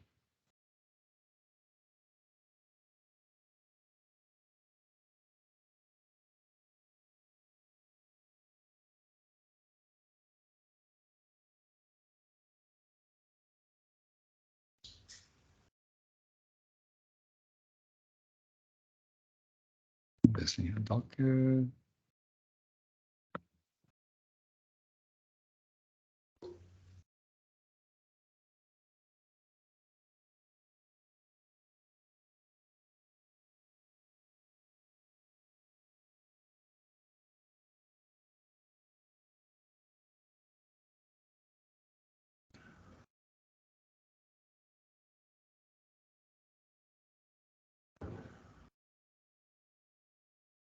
Olha só que negócio interessante, pessoal. Desculpa aí, só demora para achar aqui, ó. Caso desse cara aqui, que é o que a gente está usando. Tá? Então, é assim, de um tempo, viu, Adriano? Eu até recordo aí, acho que foi esse ano, né? A partir de janeiro que começou essa questão de licenciamento, né? Teve uma mudança, só para deixar claro, Mauro, também que é no Docker Desktop, a parte de interface gráfica, né? Isso, exatamente. Docker... Assim, acho que eles estão indo para o mesmo caminho que a Microsoft, não? O caso, por exemplo, se você quer fazer desenvolvimento em .NET, tá, a plataforma é aberta, tá? É open source essa parte de desenvolvimento, quer dizer, é livre, tá? Você pode desenvolver em .NET 6.5, não precisa pagar nada. Porém, se você vai usar o Visual Studio, aí que tem a pegadinha, né? Tá certo? Então é um negócio parecido. Se você quer usar o Docker Engine lá, tá? Não tem problema. Você não pode usar o Docker Desktop, né? Que é justamente essa interface gráfica aqui que a gente está utilizando, né? Tá certo? Mas complementa aí. Mas para finalidade educacional como é a de hoje, tá Não teria liberado. como, né? Isso. E aí a questão também, só que a gente entrou em contato com o pessoal, só para um adendo aqui, só a gente entrou em contato com o representante oficial no Brasil, e eles disseram que a quantidade de licenças que a gente estava querendo era muito pequena, que eles não poderiam, porque a gente estava pedindo, porque é um negócio muito barato, né? Se você ver ali, Entendi. Olha que pena, hein? custa cerca de, sei lá, R$20 por usuário, uma coisa assim, é bem barato. E aí a Tá. quantidade Eita. que a gente pediu de 8 licenças, né, 10 licenças, a gente até aumentou para 20 depois, mas mais que isso ia ficar inutilizado, né? Então as alternativas são utilizar somente o CLI ou com a interface gráfica outras ferramentas também, como o Podman ou outras ferramentas. A própria ferramenta também Deixa eu aproveitar já que a gente tá aqui, né? Deixa eu entrar aqui no Visual Studio. Deixa eu aproveitar também esse ponto aqui, só pra gente ver como é que a gente consegue gerenciar também por ele. Isso aqui é bacaninha também. Vocês podem abrir. Ó, De código. 2022. Também não tá muito certo também, né, Adriano? Esse 2022 aqui, né? A gente tá buscando licenciamento já O community como a mesma coisa, né? Questão para uso para aprendizado, as coisas. E a questão do licenciamento por subscription também é mais complicado quando é setor público, né, pessoal? Exatamente, é isso aí. Comprar a licença, você vai lá, paga e compra, tudo bem, mas o problema é esse subscription, que é o ideal, né? Uhum. Que aí tem que pagar por mês ou por ano, alguma coisa assim, é mais complicado. Beleza. Bom, é só em Other Windows, né? Viu? Other Windows, cai aqui, ou então dá contra o KO também. Dá o KO, o famoso KO aí que você vai cair lá.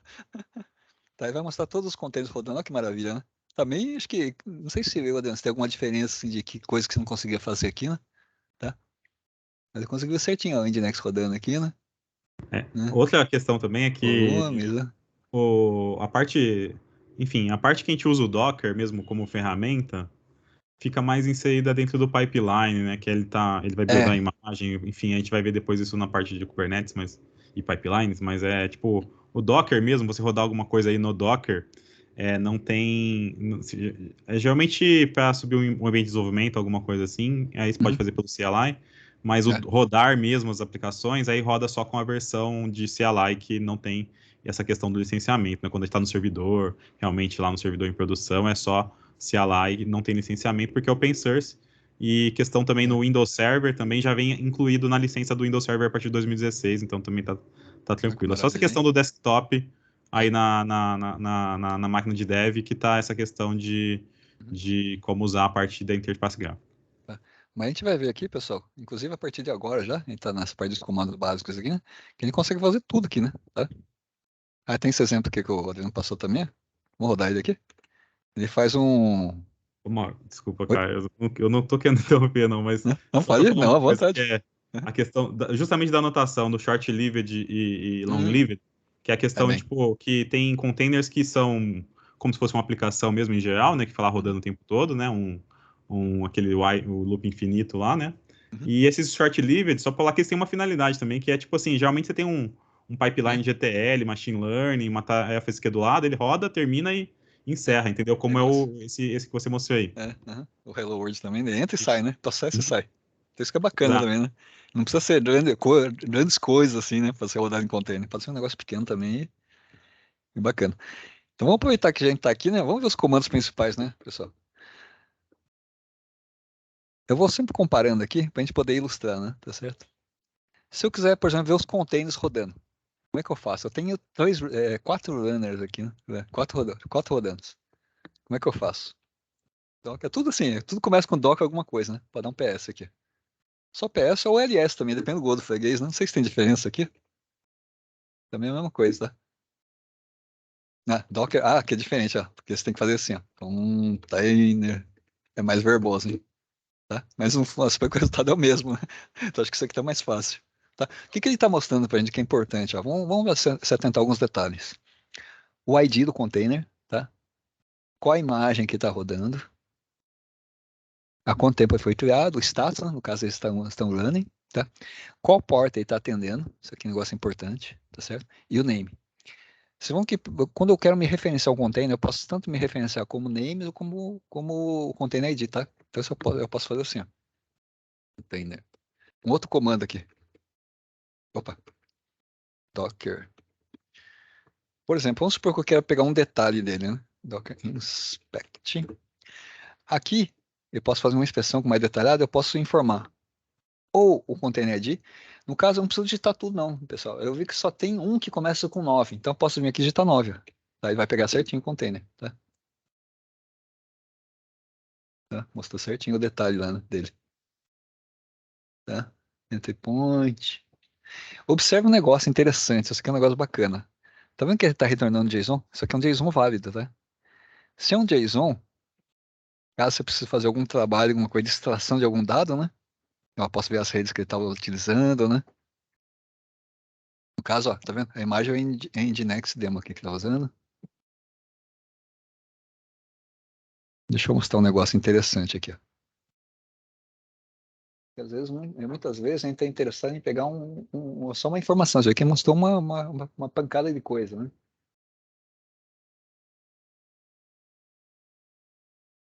Que os-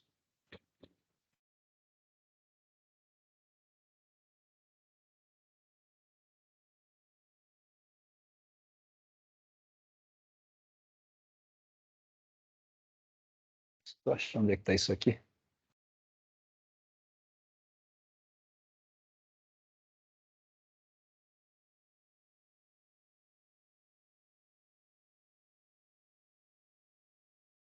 Consigo filtrar ele aqui. Não sei se você lembra, Adriano. Qualquer coisa você me fala aí, Dani. Ah, achei aqui. Nossa, eu quero pegar só informações de mount de um container. Tá? Se eu for subindo aqui, ó, a gente vai ver, tá? Com detalhes o que que é isso, tá? O ponto de montagem. Eu quero pegar, então eu quero pegar o config aqui, né? Então como é que eu faço? Ó? Só esse comando aqui, ó. No caso, o container aqui é o 9, né? Vamos pegar, no caso, aqui tá com o mount, né? Spec eu posso dar o nome o ID do container, no caso, eu só tenho um que começa com 9 mesmo. Tá vendo? No caso, eu só dei isso aqui, né? Mas posso pegar Network Settings, por exemplo. Network Settings. Só para escrever certo aqui, né? Esse maiúsculo. É interessante aí. Curiosidade, né? Fica na manga esse comando, tá? Caso vocês queiram pegar todos, tá vendo? Todas as informações aqui. Depois a gente vai ter a oportunidade de ver o que que é bridge, o que que é local, tem none. Depois a gente vai ver o que que é essa parte de redes aí, tá bom? Então, mais um comando, inspect. Ou então, eu posso fazer a mesma coisa também com o nome, né? Depois de tudo isso aí que nós fizemos, eu posso pegar também o name, tá? Nginx 1, por exemplo, né? Tá? Funciona também do mesmo jeito. Então, tanto faz, né? O container ID ou pelo nome. Vamos pegar aqui mais comandos.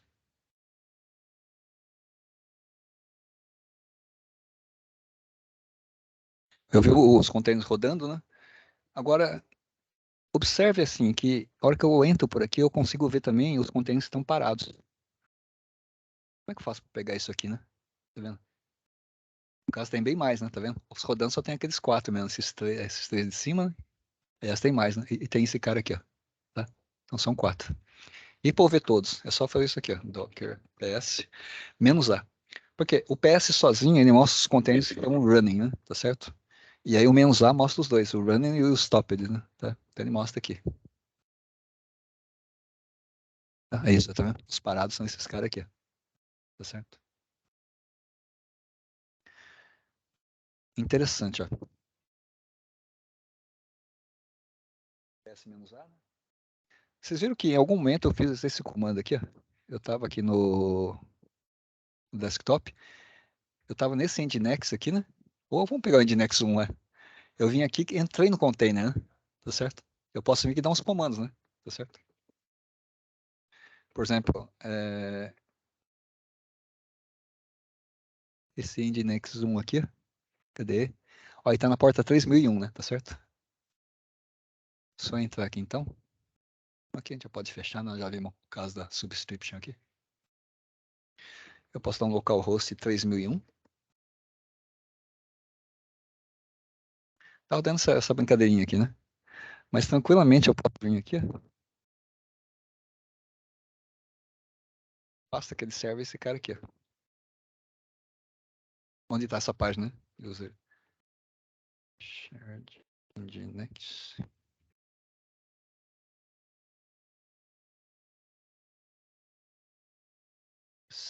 Shared. É isso aqui, né? É share, não é shared, cara. Faltando essa aula de Linux aqui. Share Nginx /http. Oh, meu Deus, né? Tá difícil hoje, hein?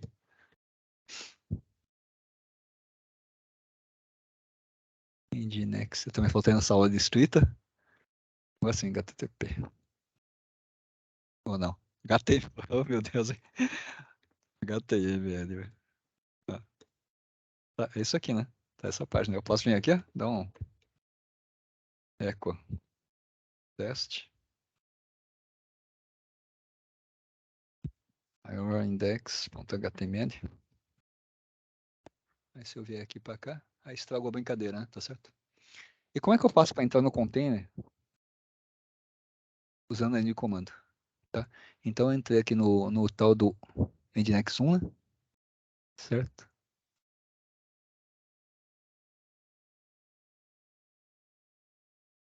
Eu estou com dois abertos, que confusão, hein? Eu faria da seguinte forma, hein? Então eu dei o comando PS, ou eu posso chamar pelo nome, né? Então como é que eu faria? Eu daria docker exec menos IT. Esse IT é para que seja o quê? Liberado tanto o dispositivo de entrada quanto o de teclado, tá? Entrada, teclado e terminal, tá? E aí simplesmente eu coloco lá, nginx 1. E eu falo o comando que eu quero rodar, né? No caso é o shell, tá? Lá é o SH. Então se eu dar isso aqui, ó, nós estamos lá dentro. Então se eu for lá para ver se eu acerto agora, né? Share nginx html x. Tá aí. Tá, então isso aqui é bacana, tá? É uma das ferramentas que a gente tem para fazer o debug dele, tá? Então eu posso entrar no container e dar uma olhada, né? Se tá realmente os assets que eu mandei estão lá ou não, né? Tá? Para sair, pessoal, é só dar o Ctrl D, tá? Ctrl D ou dar Exit também, tá? Não tem problema também. Pode vir aqui, ó. Exit, saiu. Tá? Sem problema. Já que a gente tá falando em debug, um negócio interessante também que eu posso fazer. Olha que interessante, eu posso vir aqui e fazer um logs, tá? São as ferramentas de debug dele. Tá? Nesse caso, olha que interessante. Isso aqui é um negócio até bacana a gente ver. Porque cada acesso aí está mostrando, só que eu continuar vendo, eu preciso estar toda hora dando esse comando, né? Esse aqui tem um negócio chamado "-f", que ele faz um flow do negócio aqui, né? Tá? Ó. Se eu vim aqui fazer um acesso, é que não deu para ver, mas ele vai continuamente refrescando, né?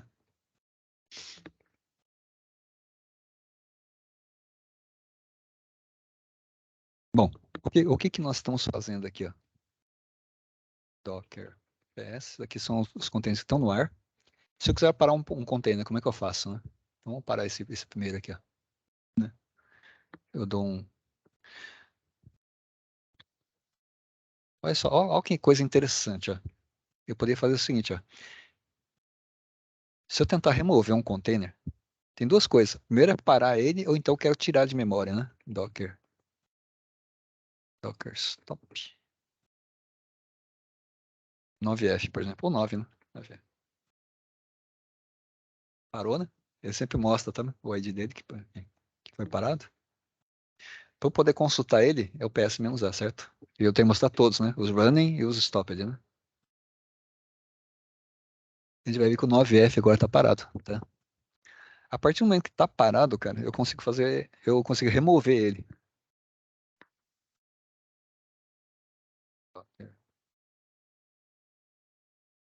Assim, tem a syntax pura, né, que eu poderia fazer docker container rm, né? Ou se quiser abreviar, pode dar container rm, que vai funcionar, tá? Porque o rm, ele apaga o container. Aí a gente vai ver um outro comando que apaga a imagem, tá?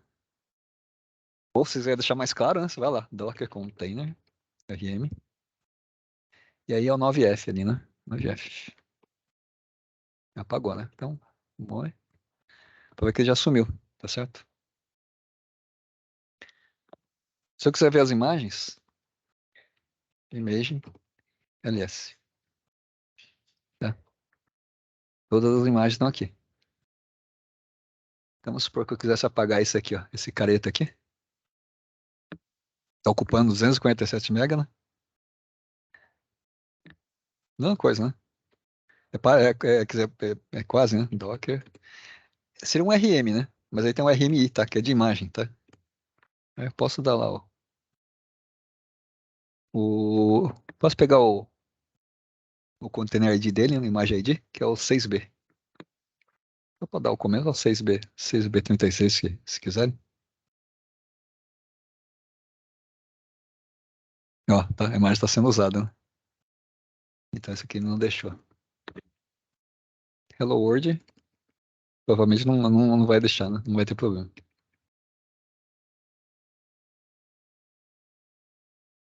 Tudo bem? Unable to. Ah, tá falando que eu preciso forçar, né? Vamos ver, então. É isso aí. Isso aqui é o força bruta, né? Tá? Mesmo que esteja rodando lá em algum processo. Porque às vezes o que acontece? Às vezes não que ele esteja rodando, né? Mas como o processo está parado, né? Deixa eu ilustrar melhor, só para não ficar confuso para vocês. Ó. Docker PS-E. Eu tenho alguns processos que estão parados, tá certo? Por exemplo, esses casos aqui, ó, tá? Mas a imagem está associada a ele. Como é que eu faço um processo que está parado, eu fazer ele funcionar de novo, tá?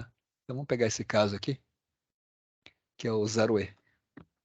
Posso fazer assim, docker start 0E. Tá? Ele volta funcionando. No caso, acho que ele vai subir e vai sair já, né? Deixa eu pegar um caso que seja mais o 0E. É, que ele sobe e desce, né? Vou pegar esse caso aqui, o próprio MySQL mesmo. Esse cara aqui, ó, tá rodando AD.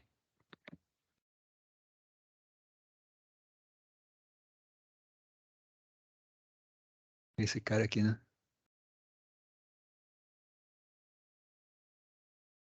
A gente vai ver depois o que que é esse name, tá? Tem uns nomes, uns com os nomes estranhos, a gente já vou falar pra vocês o que é isso aí. Tá, parou? Tá? Ele parou, né? Aí eu posso só simplesmente vir aqui e dar um start nele.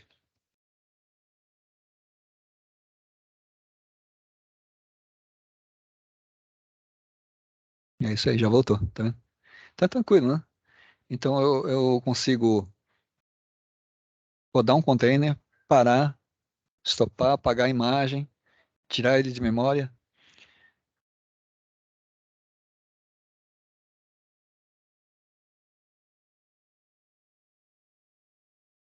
Vamos entrar aqui na interface, vamos ver só o que que nós temos aqui. Opa, cadê? Deixa eu só fechar esse carinha daqui.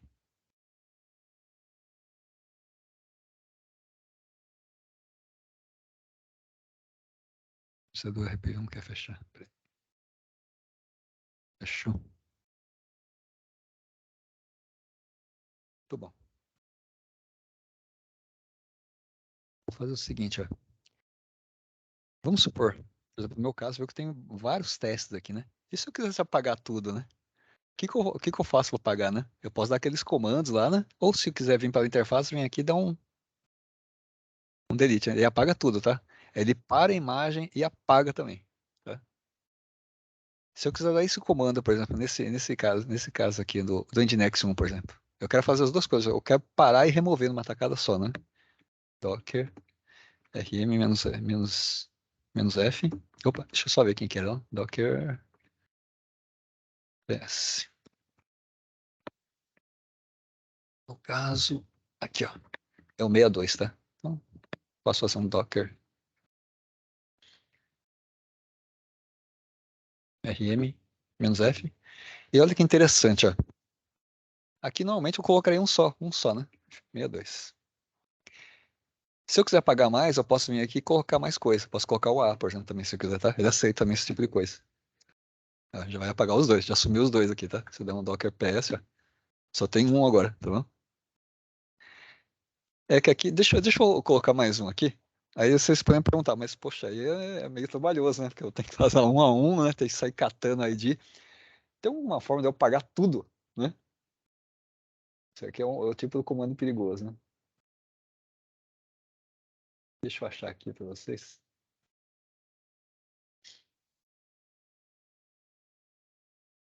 Eu vou fazer o seguinte, deixa eu rodar mais alguns aqui.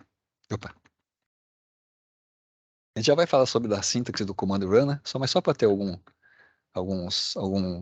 cases aqui rodando. Isso.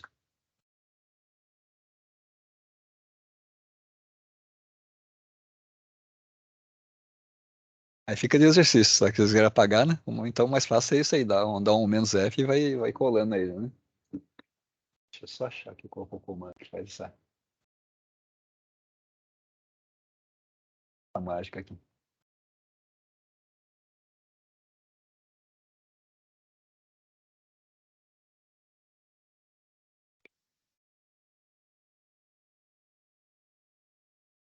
Desculpa, só demora aí, pessoal. Só um pouquinho.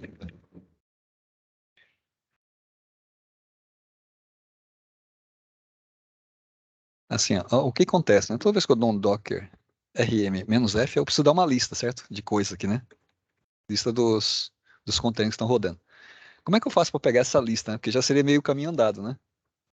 Observa esse comando aqui, ó. Docker container ls-a-q. Olha que interessante. Então aqui já mostra o ID de todos os containers que estão aqui. Parados e stopped e running, né? Eu já consigo ficar aprendendo. Mesmo que eu vi isso aqui, né? Docker ps-a. Então é só pegar isso aqui e meter no "-f", né? Então é só fazer uma combinação. Docker rm-f. Aí você faz o seguinte, ó. Essa pegadinha. Dollar é parênteses. Docker container ls-a e "-q". Vamos ver aí o poeirão que vai dar, hein? Ai, meu Deus. Acho que apagou tudo, né? É isso aí, tá vendo? Então, como é mais um comando pra vocês guardarem na manga aí, deixa aí. Isso ajuda. Esses são os comandos básicos. Só voltar aqui, ó, só para não perder aqui. Às vezes eu começo a falar que a gente vai se perder, né? Então, nós conseguimos fazer aqui esses comandos aqui de Hello World, o PS, né? O Adriano já lembrou bem o short lived e long lived, né? Esses containers que rodam, fazem um processo bem curto, outros que ficam rodando, tipo o Nginx, né? Ele fica rodando, né? Até morrer lá, né? Os comandos os comuns, né? Como é que eu faço para listar aqui, ó? Para ver as imagens, né? Docker image, né? Docker images, tá? Que é exatamente o que a gente está vendo aqui, né? Quando você entra aqui nessa seção aqui, ó, images, tá? Exatamente essa visão. Nós vimos já, né? Docker stop, tá certo? Aí quando o Docker ps-a, ele mostra os dois, né? Tanto os que estão rodando quanto os que estão stopped. Mostra all, né? E se eu quiser voltar a rodar um container, é só dar o Docker run, tá certo? Docker rm também nós já vimos, né? Para dar o rm, assim, em situação normal, eu primeiro preciso dar um stop. Aí ele fica em memória, tá? Ele fica em estado stop, né? Mas tá, se eu entrasse aqui no container, ele estaria aqui, né? Nessa posição aqui, parada, tá certo? Aqui no caso não tem mais ninguém, né? E aí eu posso tirar de memória mesmo, dou um RM. Ou se eu quiser fazer tudo num comando só, RM-F, tá? Aí ele para e apaga de memória, tá? O logs nós vimos, né? Tá certo? E se você dar um "-f", ele fica naquele fluxo contínuo, eu consigo ir acompanhando se está mudando alguma coisa no log. Esses dois aqui são para debug, né? Aí eu posso dar um docker exec-it, tá? O docker e o comando, né? Normalmente a gente dá o sh aqui, ó, tá? Ou pode dar qualquer outro comando, tá? Vamos fazer um exemplo dando um comando aqui. Vou fazer o seguinte, você pode dar esse comando aqui, ó.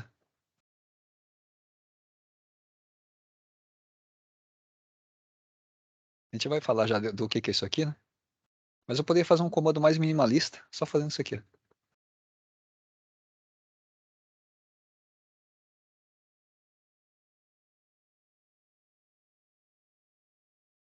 Agora não lembro se acho que é o Pine. É o Pine.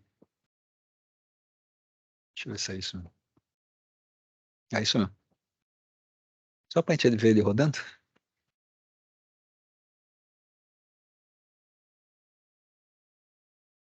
Ele é um negócio interessante, ó.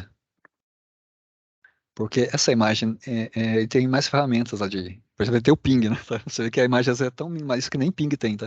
Então eu posso fazer aqui Docker. Docker exec. -it. F54. Tá certo? É o comando, né? Se eu der sh, vai entrar no container, tá certo? Aí eu posso dar ping aqui, tá? Normal. Ou então eu posso vir aqui e simplesmente dar um comando que vai entrar e sair. Eu posso vir lá e dar um comando, ó. Echo. Deixa eu ver se ele vai aceitar esse tipo de coisa aqui. Ó, fez, tá vendo? É só dar um eco, né? Ele entrou, rodou esse comando e caiu fora. Tá? Então aí você pode optar o que você quer fazer. Tá? Que é justamente isso aqui. Tá? Docker-it, né? Que é interativo. Pode ser o ID do container ou o nome e o comando que você quer dar. Né? Agora vamos entrar aqui no assunto. Estamos bem adiantados. Aí tem mais uns 15 minutinhos. Vamos avançar um pouquinho nessa parte, que é a parte de binding. Tá? Imagina só. Deixa eu falar outra coisa. Lembra que nós começamos a falar do negócio de imutabilidade? Eu acabei não demonstrando para vocês, né? Tá? Como é que eu faço aí para ver se o container está rodando? Lembra o comando? Docker PS-A. Tudo bem, tá dominando, hein, Marcão? PS-A. Vou mostrar todos, né? Tá aqui. Ele é no caso, é um Nginx, né? Tá? No caso, olha o que eu vou fazer. Como é que eu faço para entrar no container? Aliás, cara, não, vamos fazer assim pelo modo básico. Como é que faz para entrar no container?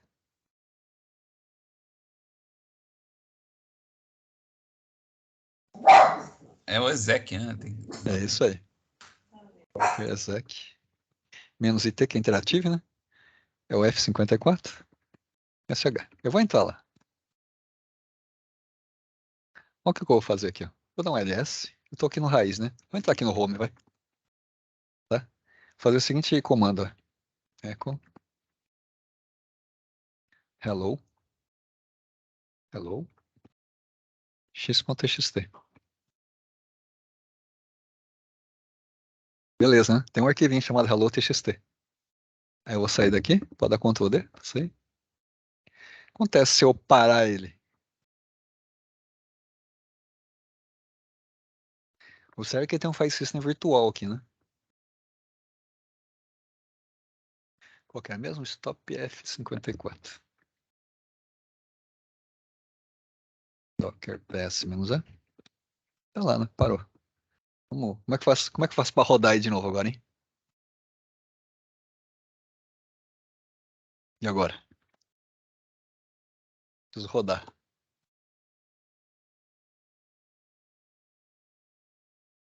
É Docker Start? Tô bem, dominando também, Renato. Docker start. Aí eu posso passar o nome do container também, né? Esse nome maluco lá, Hope Full Dirac. Ele pega matemáticos, cientistas, né, cara? E um monte de palavra louca e vai gerando. Faltou o Mauro, desculpa. Opa. Hopeful. Ou, não escrevi errado ainda, né? Hope, é isso que agora vai, né? Maravilha, né? Vamos ver se tá mesmo. Aí isso aí voltou a rodar. Vamos entrar lá?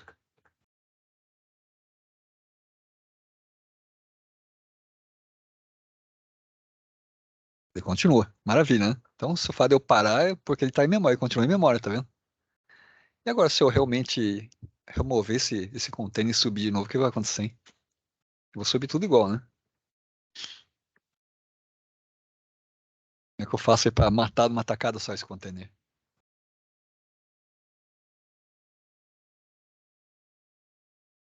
Normalmente o padrão, o que que Tá é? ok. Eu paro e dou um RM, né? Mas se quiser matar tudo numa Tem pancada só, menos F. ó, muito bem, já. Você tá dominando completamente o negócio, hein? Completamente, cara. É isso aí. Então, Docker RM-F, F54. Maravilha. Eu vou subir de novo ele, então. Isso aí, né? Bem minimalista, né? O mínimo do mínimo para poder rodar. O que é esse "-d", cara, gente? Ó. Se eu tirar esse "-d", o que acontece? Ó. Tá vendo que prendeu o terminal? Eu não consigo fazer mais nada agora. Tem que abrir outro terminal, né? Tá certo? Então, o "-d" é o menos Dima ou detached, né?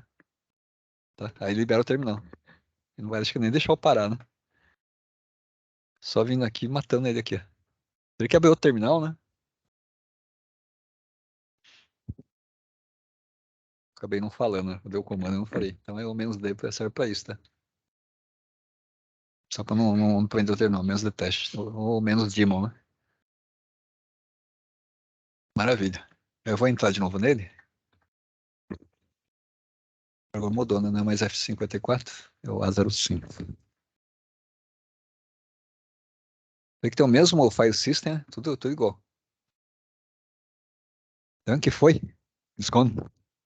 Sumiu, né?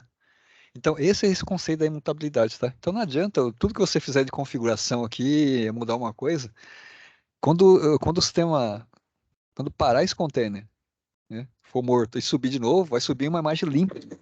Então, toda vez que eu subo um container, ele sempre sobe de forma uniforme, né? No mesmo estado inicial. Isso que é a beleza do negócio, tá? Isso é interessante. Vamos ver os parâmetros aqui, a gente tá mexendo. O Nginx é um negócio bacana que daí permite a gente fazer um monte de coisa, tá?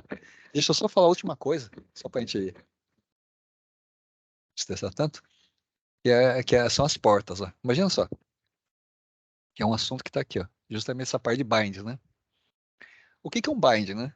Imagina só, quando eu rodo um processo Nginx, ele é um servidor web, tá? Então ele sempre escuta a porta 80 por padrão. O bind é justamente a ligação do lado do host, do Docker host, com o container. Então, isso permite a comunicação. Se não tiver isso aqui, o container está ouvindo a porta 80, mas ele fica inacessível fora do container, tá? Fica inacessível. Então, a forma de eu ter essa comunicação, essa ligação entre o Docker host e o container é esse bind aqui, tá? No caso, o bind de porta é por esse menos P aqui. Observe aqui que nesse caso vamos até explorar agora esse caso aqui, que é colocar o name. Se eu não colocar o name, ele já é um nome maluco lá, né? Ele cria um nome aleatório lá e colocar, fica meio ruim para trabalhar, né? O menos D nós já vimos, que é o modo dim ou o modo detect, né? Tá certo? Então ele não prende o terminal. Então vamos tentar exercitar colocando todos esses comandos aqui. Vamos lá. D menos P. Aqui é sempre a porta do Docker host, tá? Eu quero ver, tudo faz, pode escolher qualquer coisa. Vou colocar 8080. Dois pontos. A porta que o Nginx está ouvindo. Por padrão, o servidor web ouve na porta 80, tá certo? Menos P, menos D. Ó, quando é um parâmetro curto, é sempre um tracinho, ó, menos P, menos D, né? Quando eu quero escrever explicitamente name, é menos name, tá? Menos name. Então, vou chamar de nginx 1, por exemplo, tá? E vamos rodar. Maravilha, né? Como eu coloquei menos D, não travou o terminal. E já está rodando, tá? Se eu dar um PS, Docker PS, observa que ele já está informando, tá? Que tudo que vier do localhost porta 8080 vai redirecionar para dentro para dentro do container, tá? Esse lado é o lado do host, lá da estação aqui é o lado do container, tá? Vai redirecionar para a porta 80. Então, se eu abrir o navegador aqui, 8080. Eita, por que deve ser feito, hein? Por quê? Alguém poder explicar isso?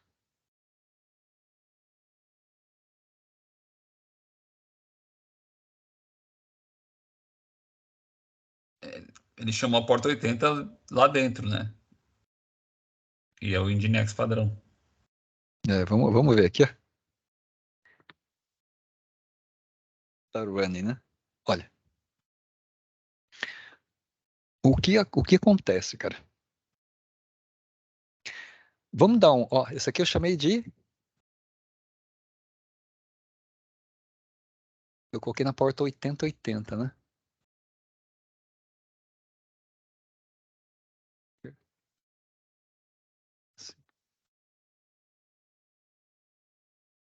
Vamos dar um log nele.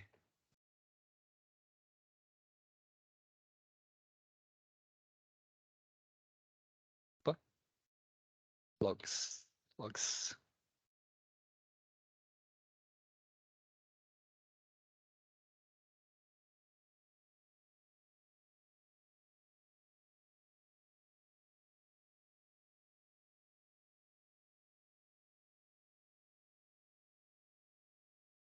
Vamos aproveitar e fazer aquele já. Menos F.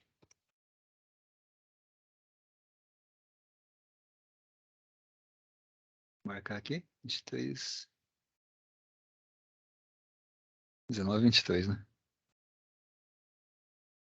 Não. 20 horas aqui, né?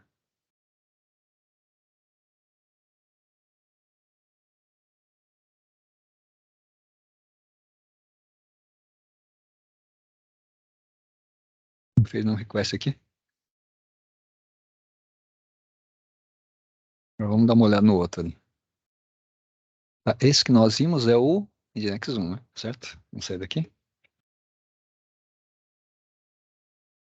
Docker PS.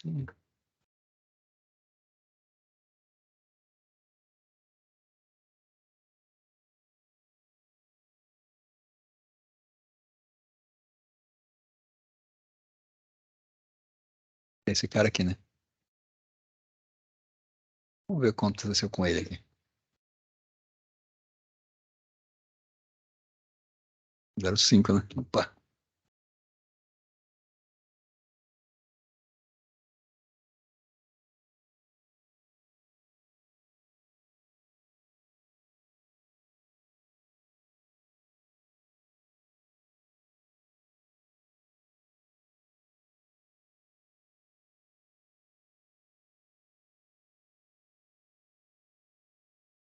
É, aqui com certeza deu uma coisa que ele não tá ouvindo a porta 80, né? O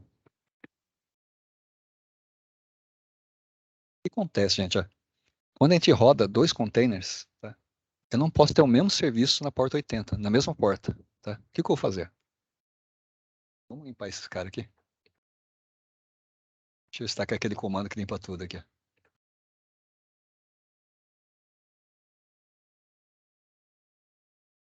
Limpou tudo, né? Tá certo? Vamos ver se funciona.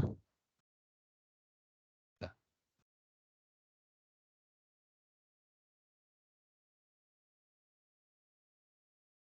Agora só uma curiosidade, né? Agora sim, agora não vai ter mais nada, né? Certo, é isso aí.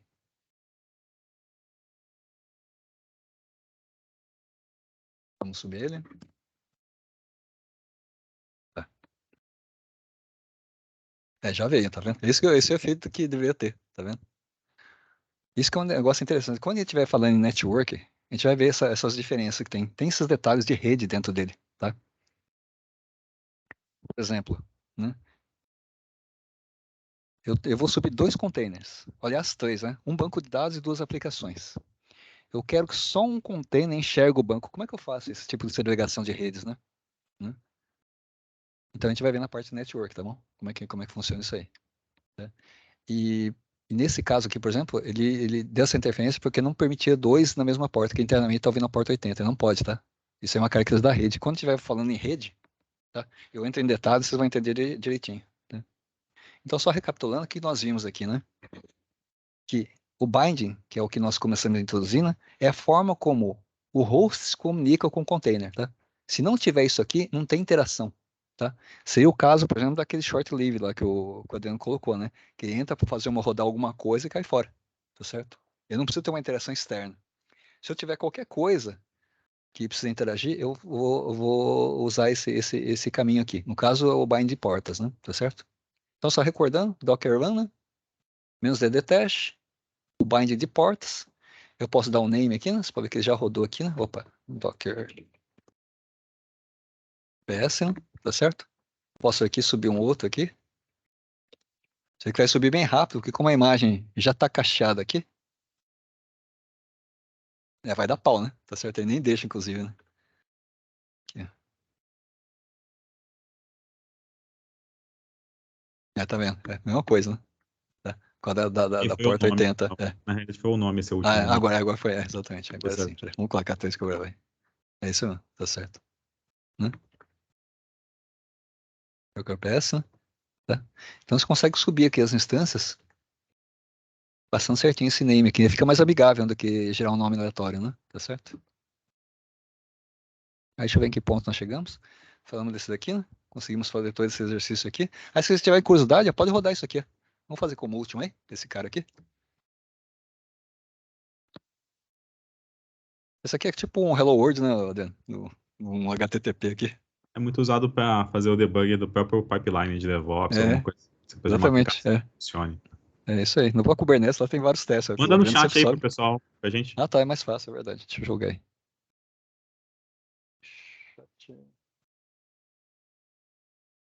Nossa, eu me atrapalho com esse negócio aqui, viu?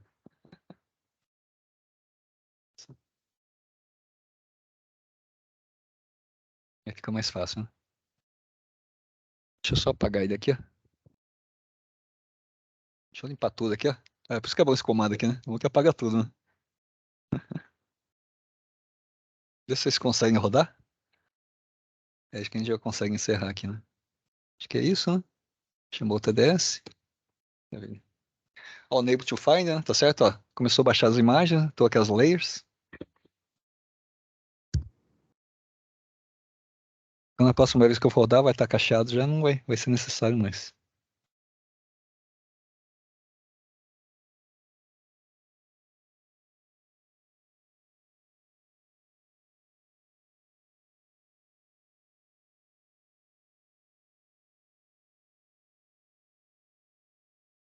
Opa, maravilha, hein? Agora só ver se isso aqui tá funcionando mesmo. Opa, é isso aí. Que é bem comum a gente ver lá no Kubernetes, lá, os testes que o Adriano faz lá. É isso aí, gente. Conseguiram aí? Todos dominando aí?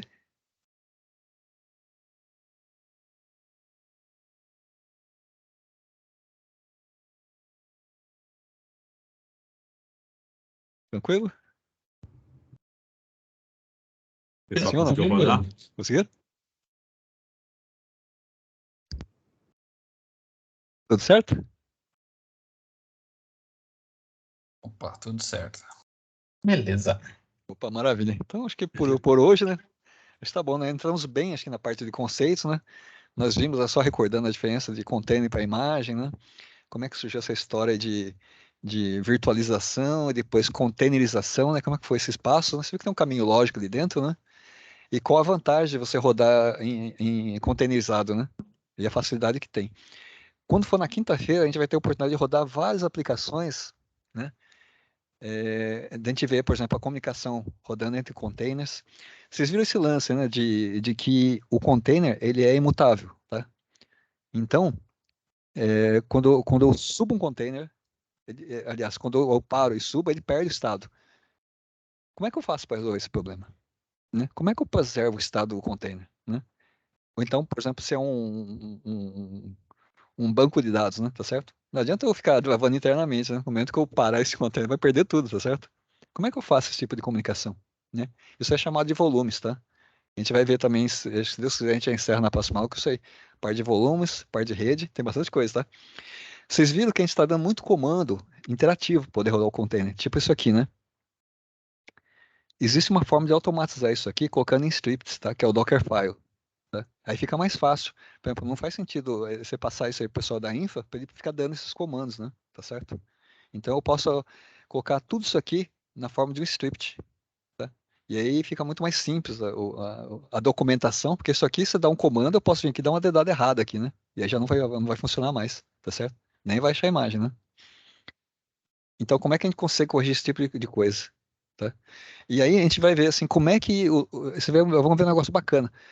Por exemplo, ó, até agora, como é que eu fiz para poder alterar alguma coisa no container? Por exemplo, no caso do Nginx, como é que eu passei uma página nova, coloquei aquele teste? Eu entrei lá dentro do container e dei um comando lá, dei um echo lá, né, no index HTML e criou aquela página teste lá. Cara, mas toda vez eu preciso entrar no container, como é que de fora eu vou conseguir acessar o container e copiar o negócio para dentro, tá? Então tudo isso aí a gente vai ver na próxima. Se Deus quiser, a gente consegue avançar bem, tá bom? Se ficou alguma dúvida, pessoal, vocês podem falar aí, tá bom? Senão a gente encerra por hoje. Então, da minha parte, cara, muito bom, viu, Moro? Oh, Muito bom, legal, mano. pessoal. Ainda bem. Então, ainda bem que Muito acrescentou alguma bom. coisa. É isso aí. Então tá bom, pessoal. Eu vou parar aqui a Isso aí, gravação. Então fica pode marcado, parar. né, para a próxima. Mas com certeza, se vocês estão gostando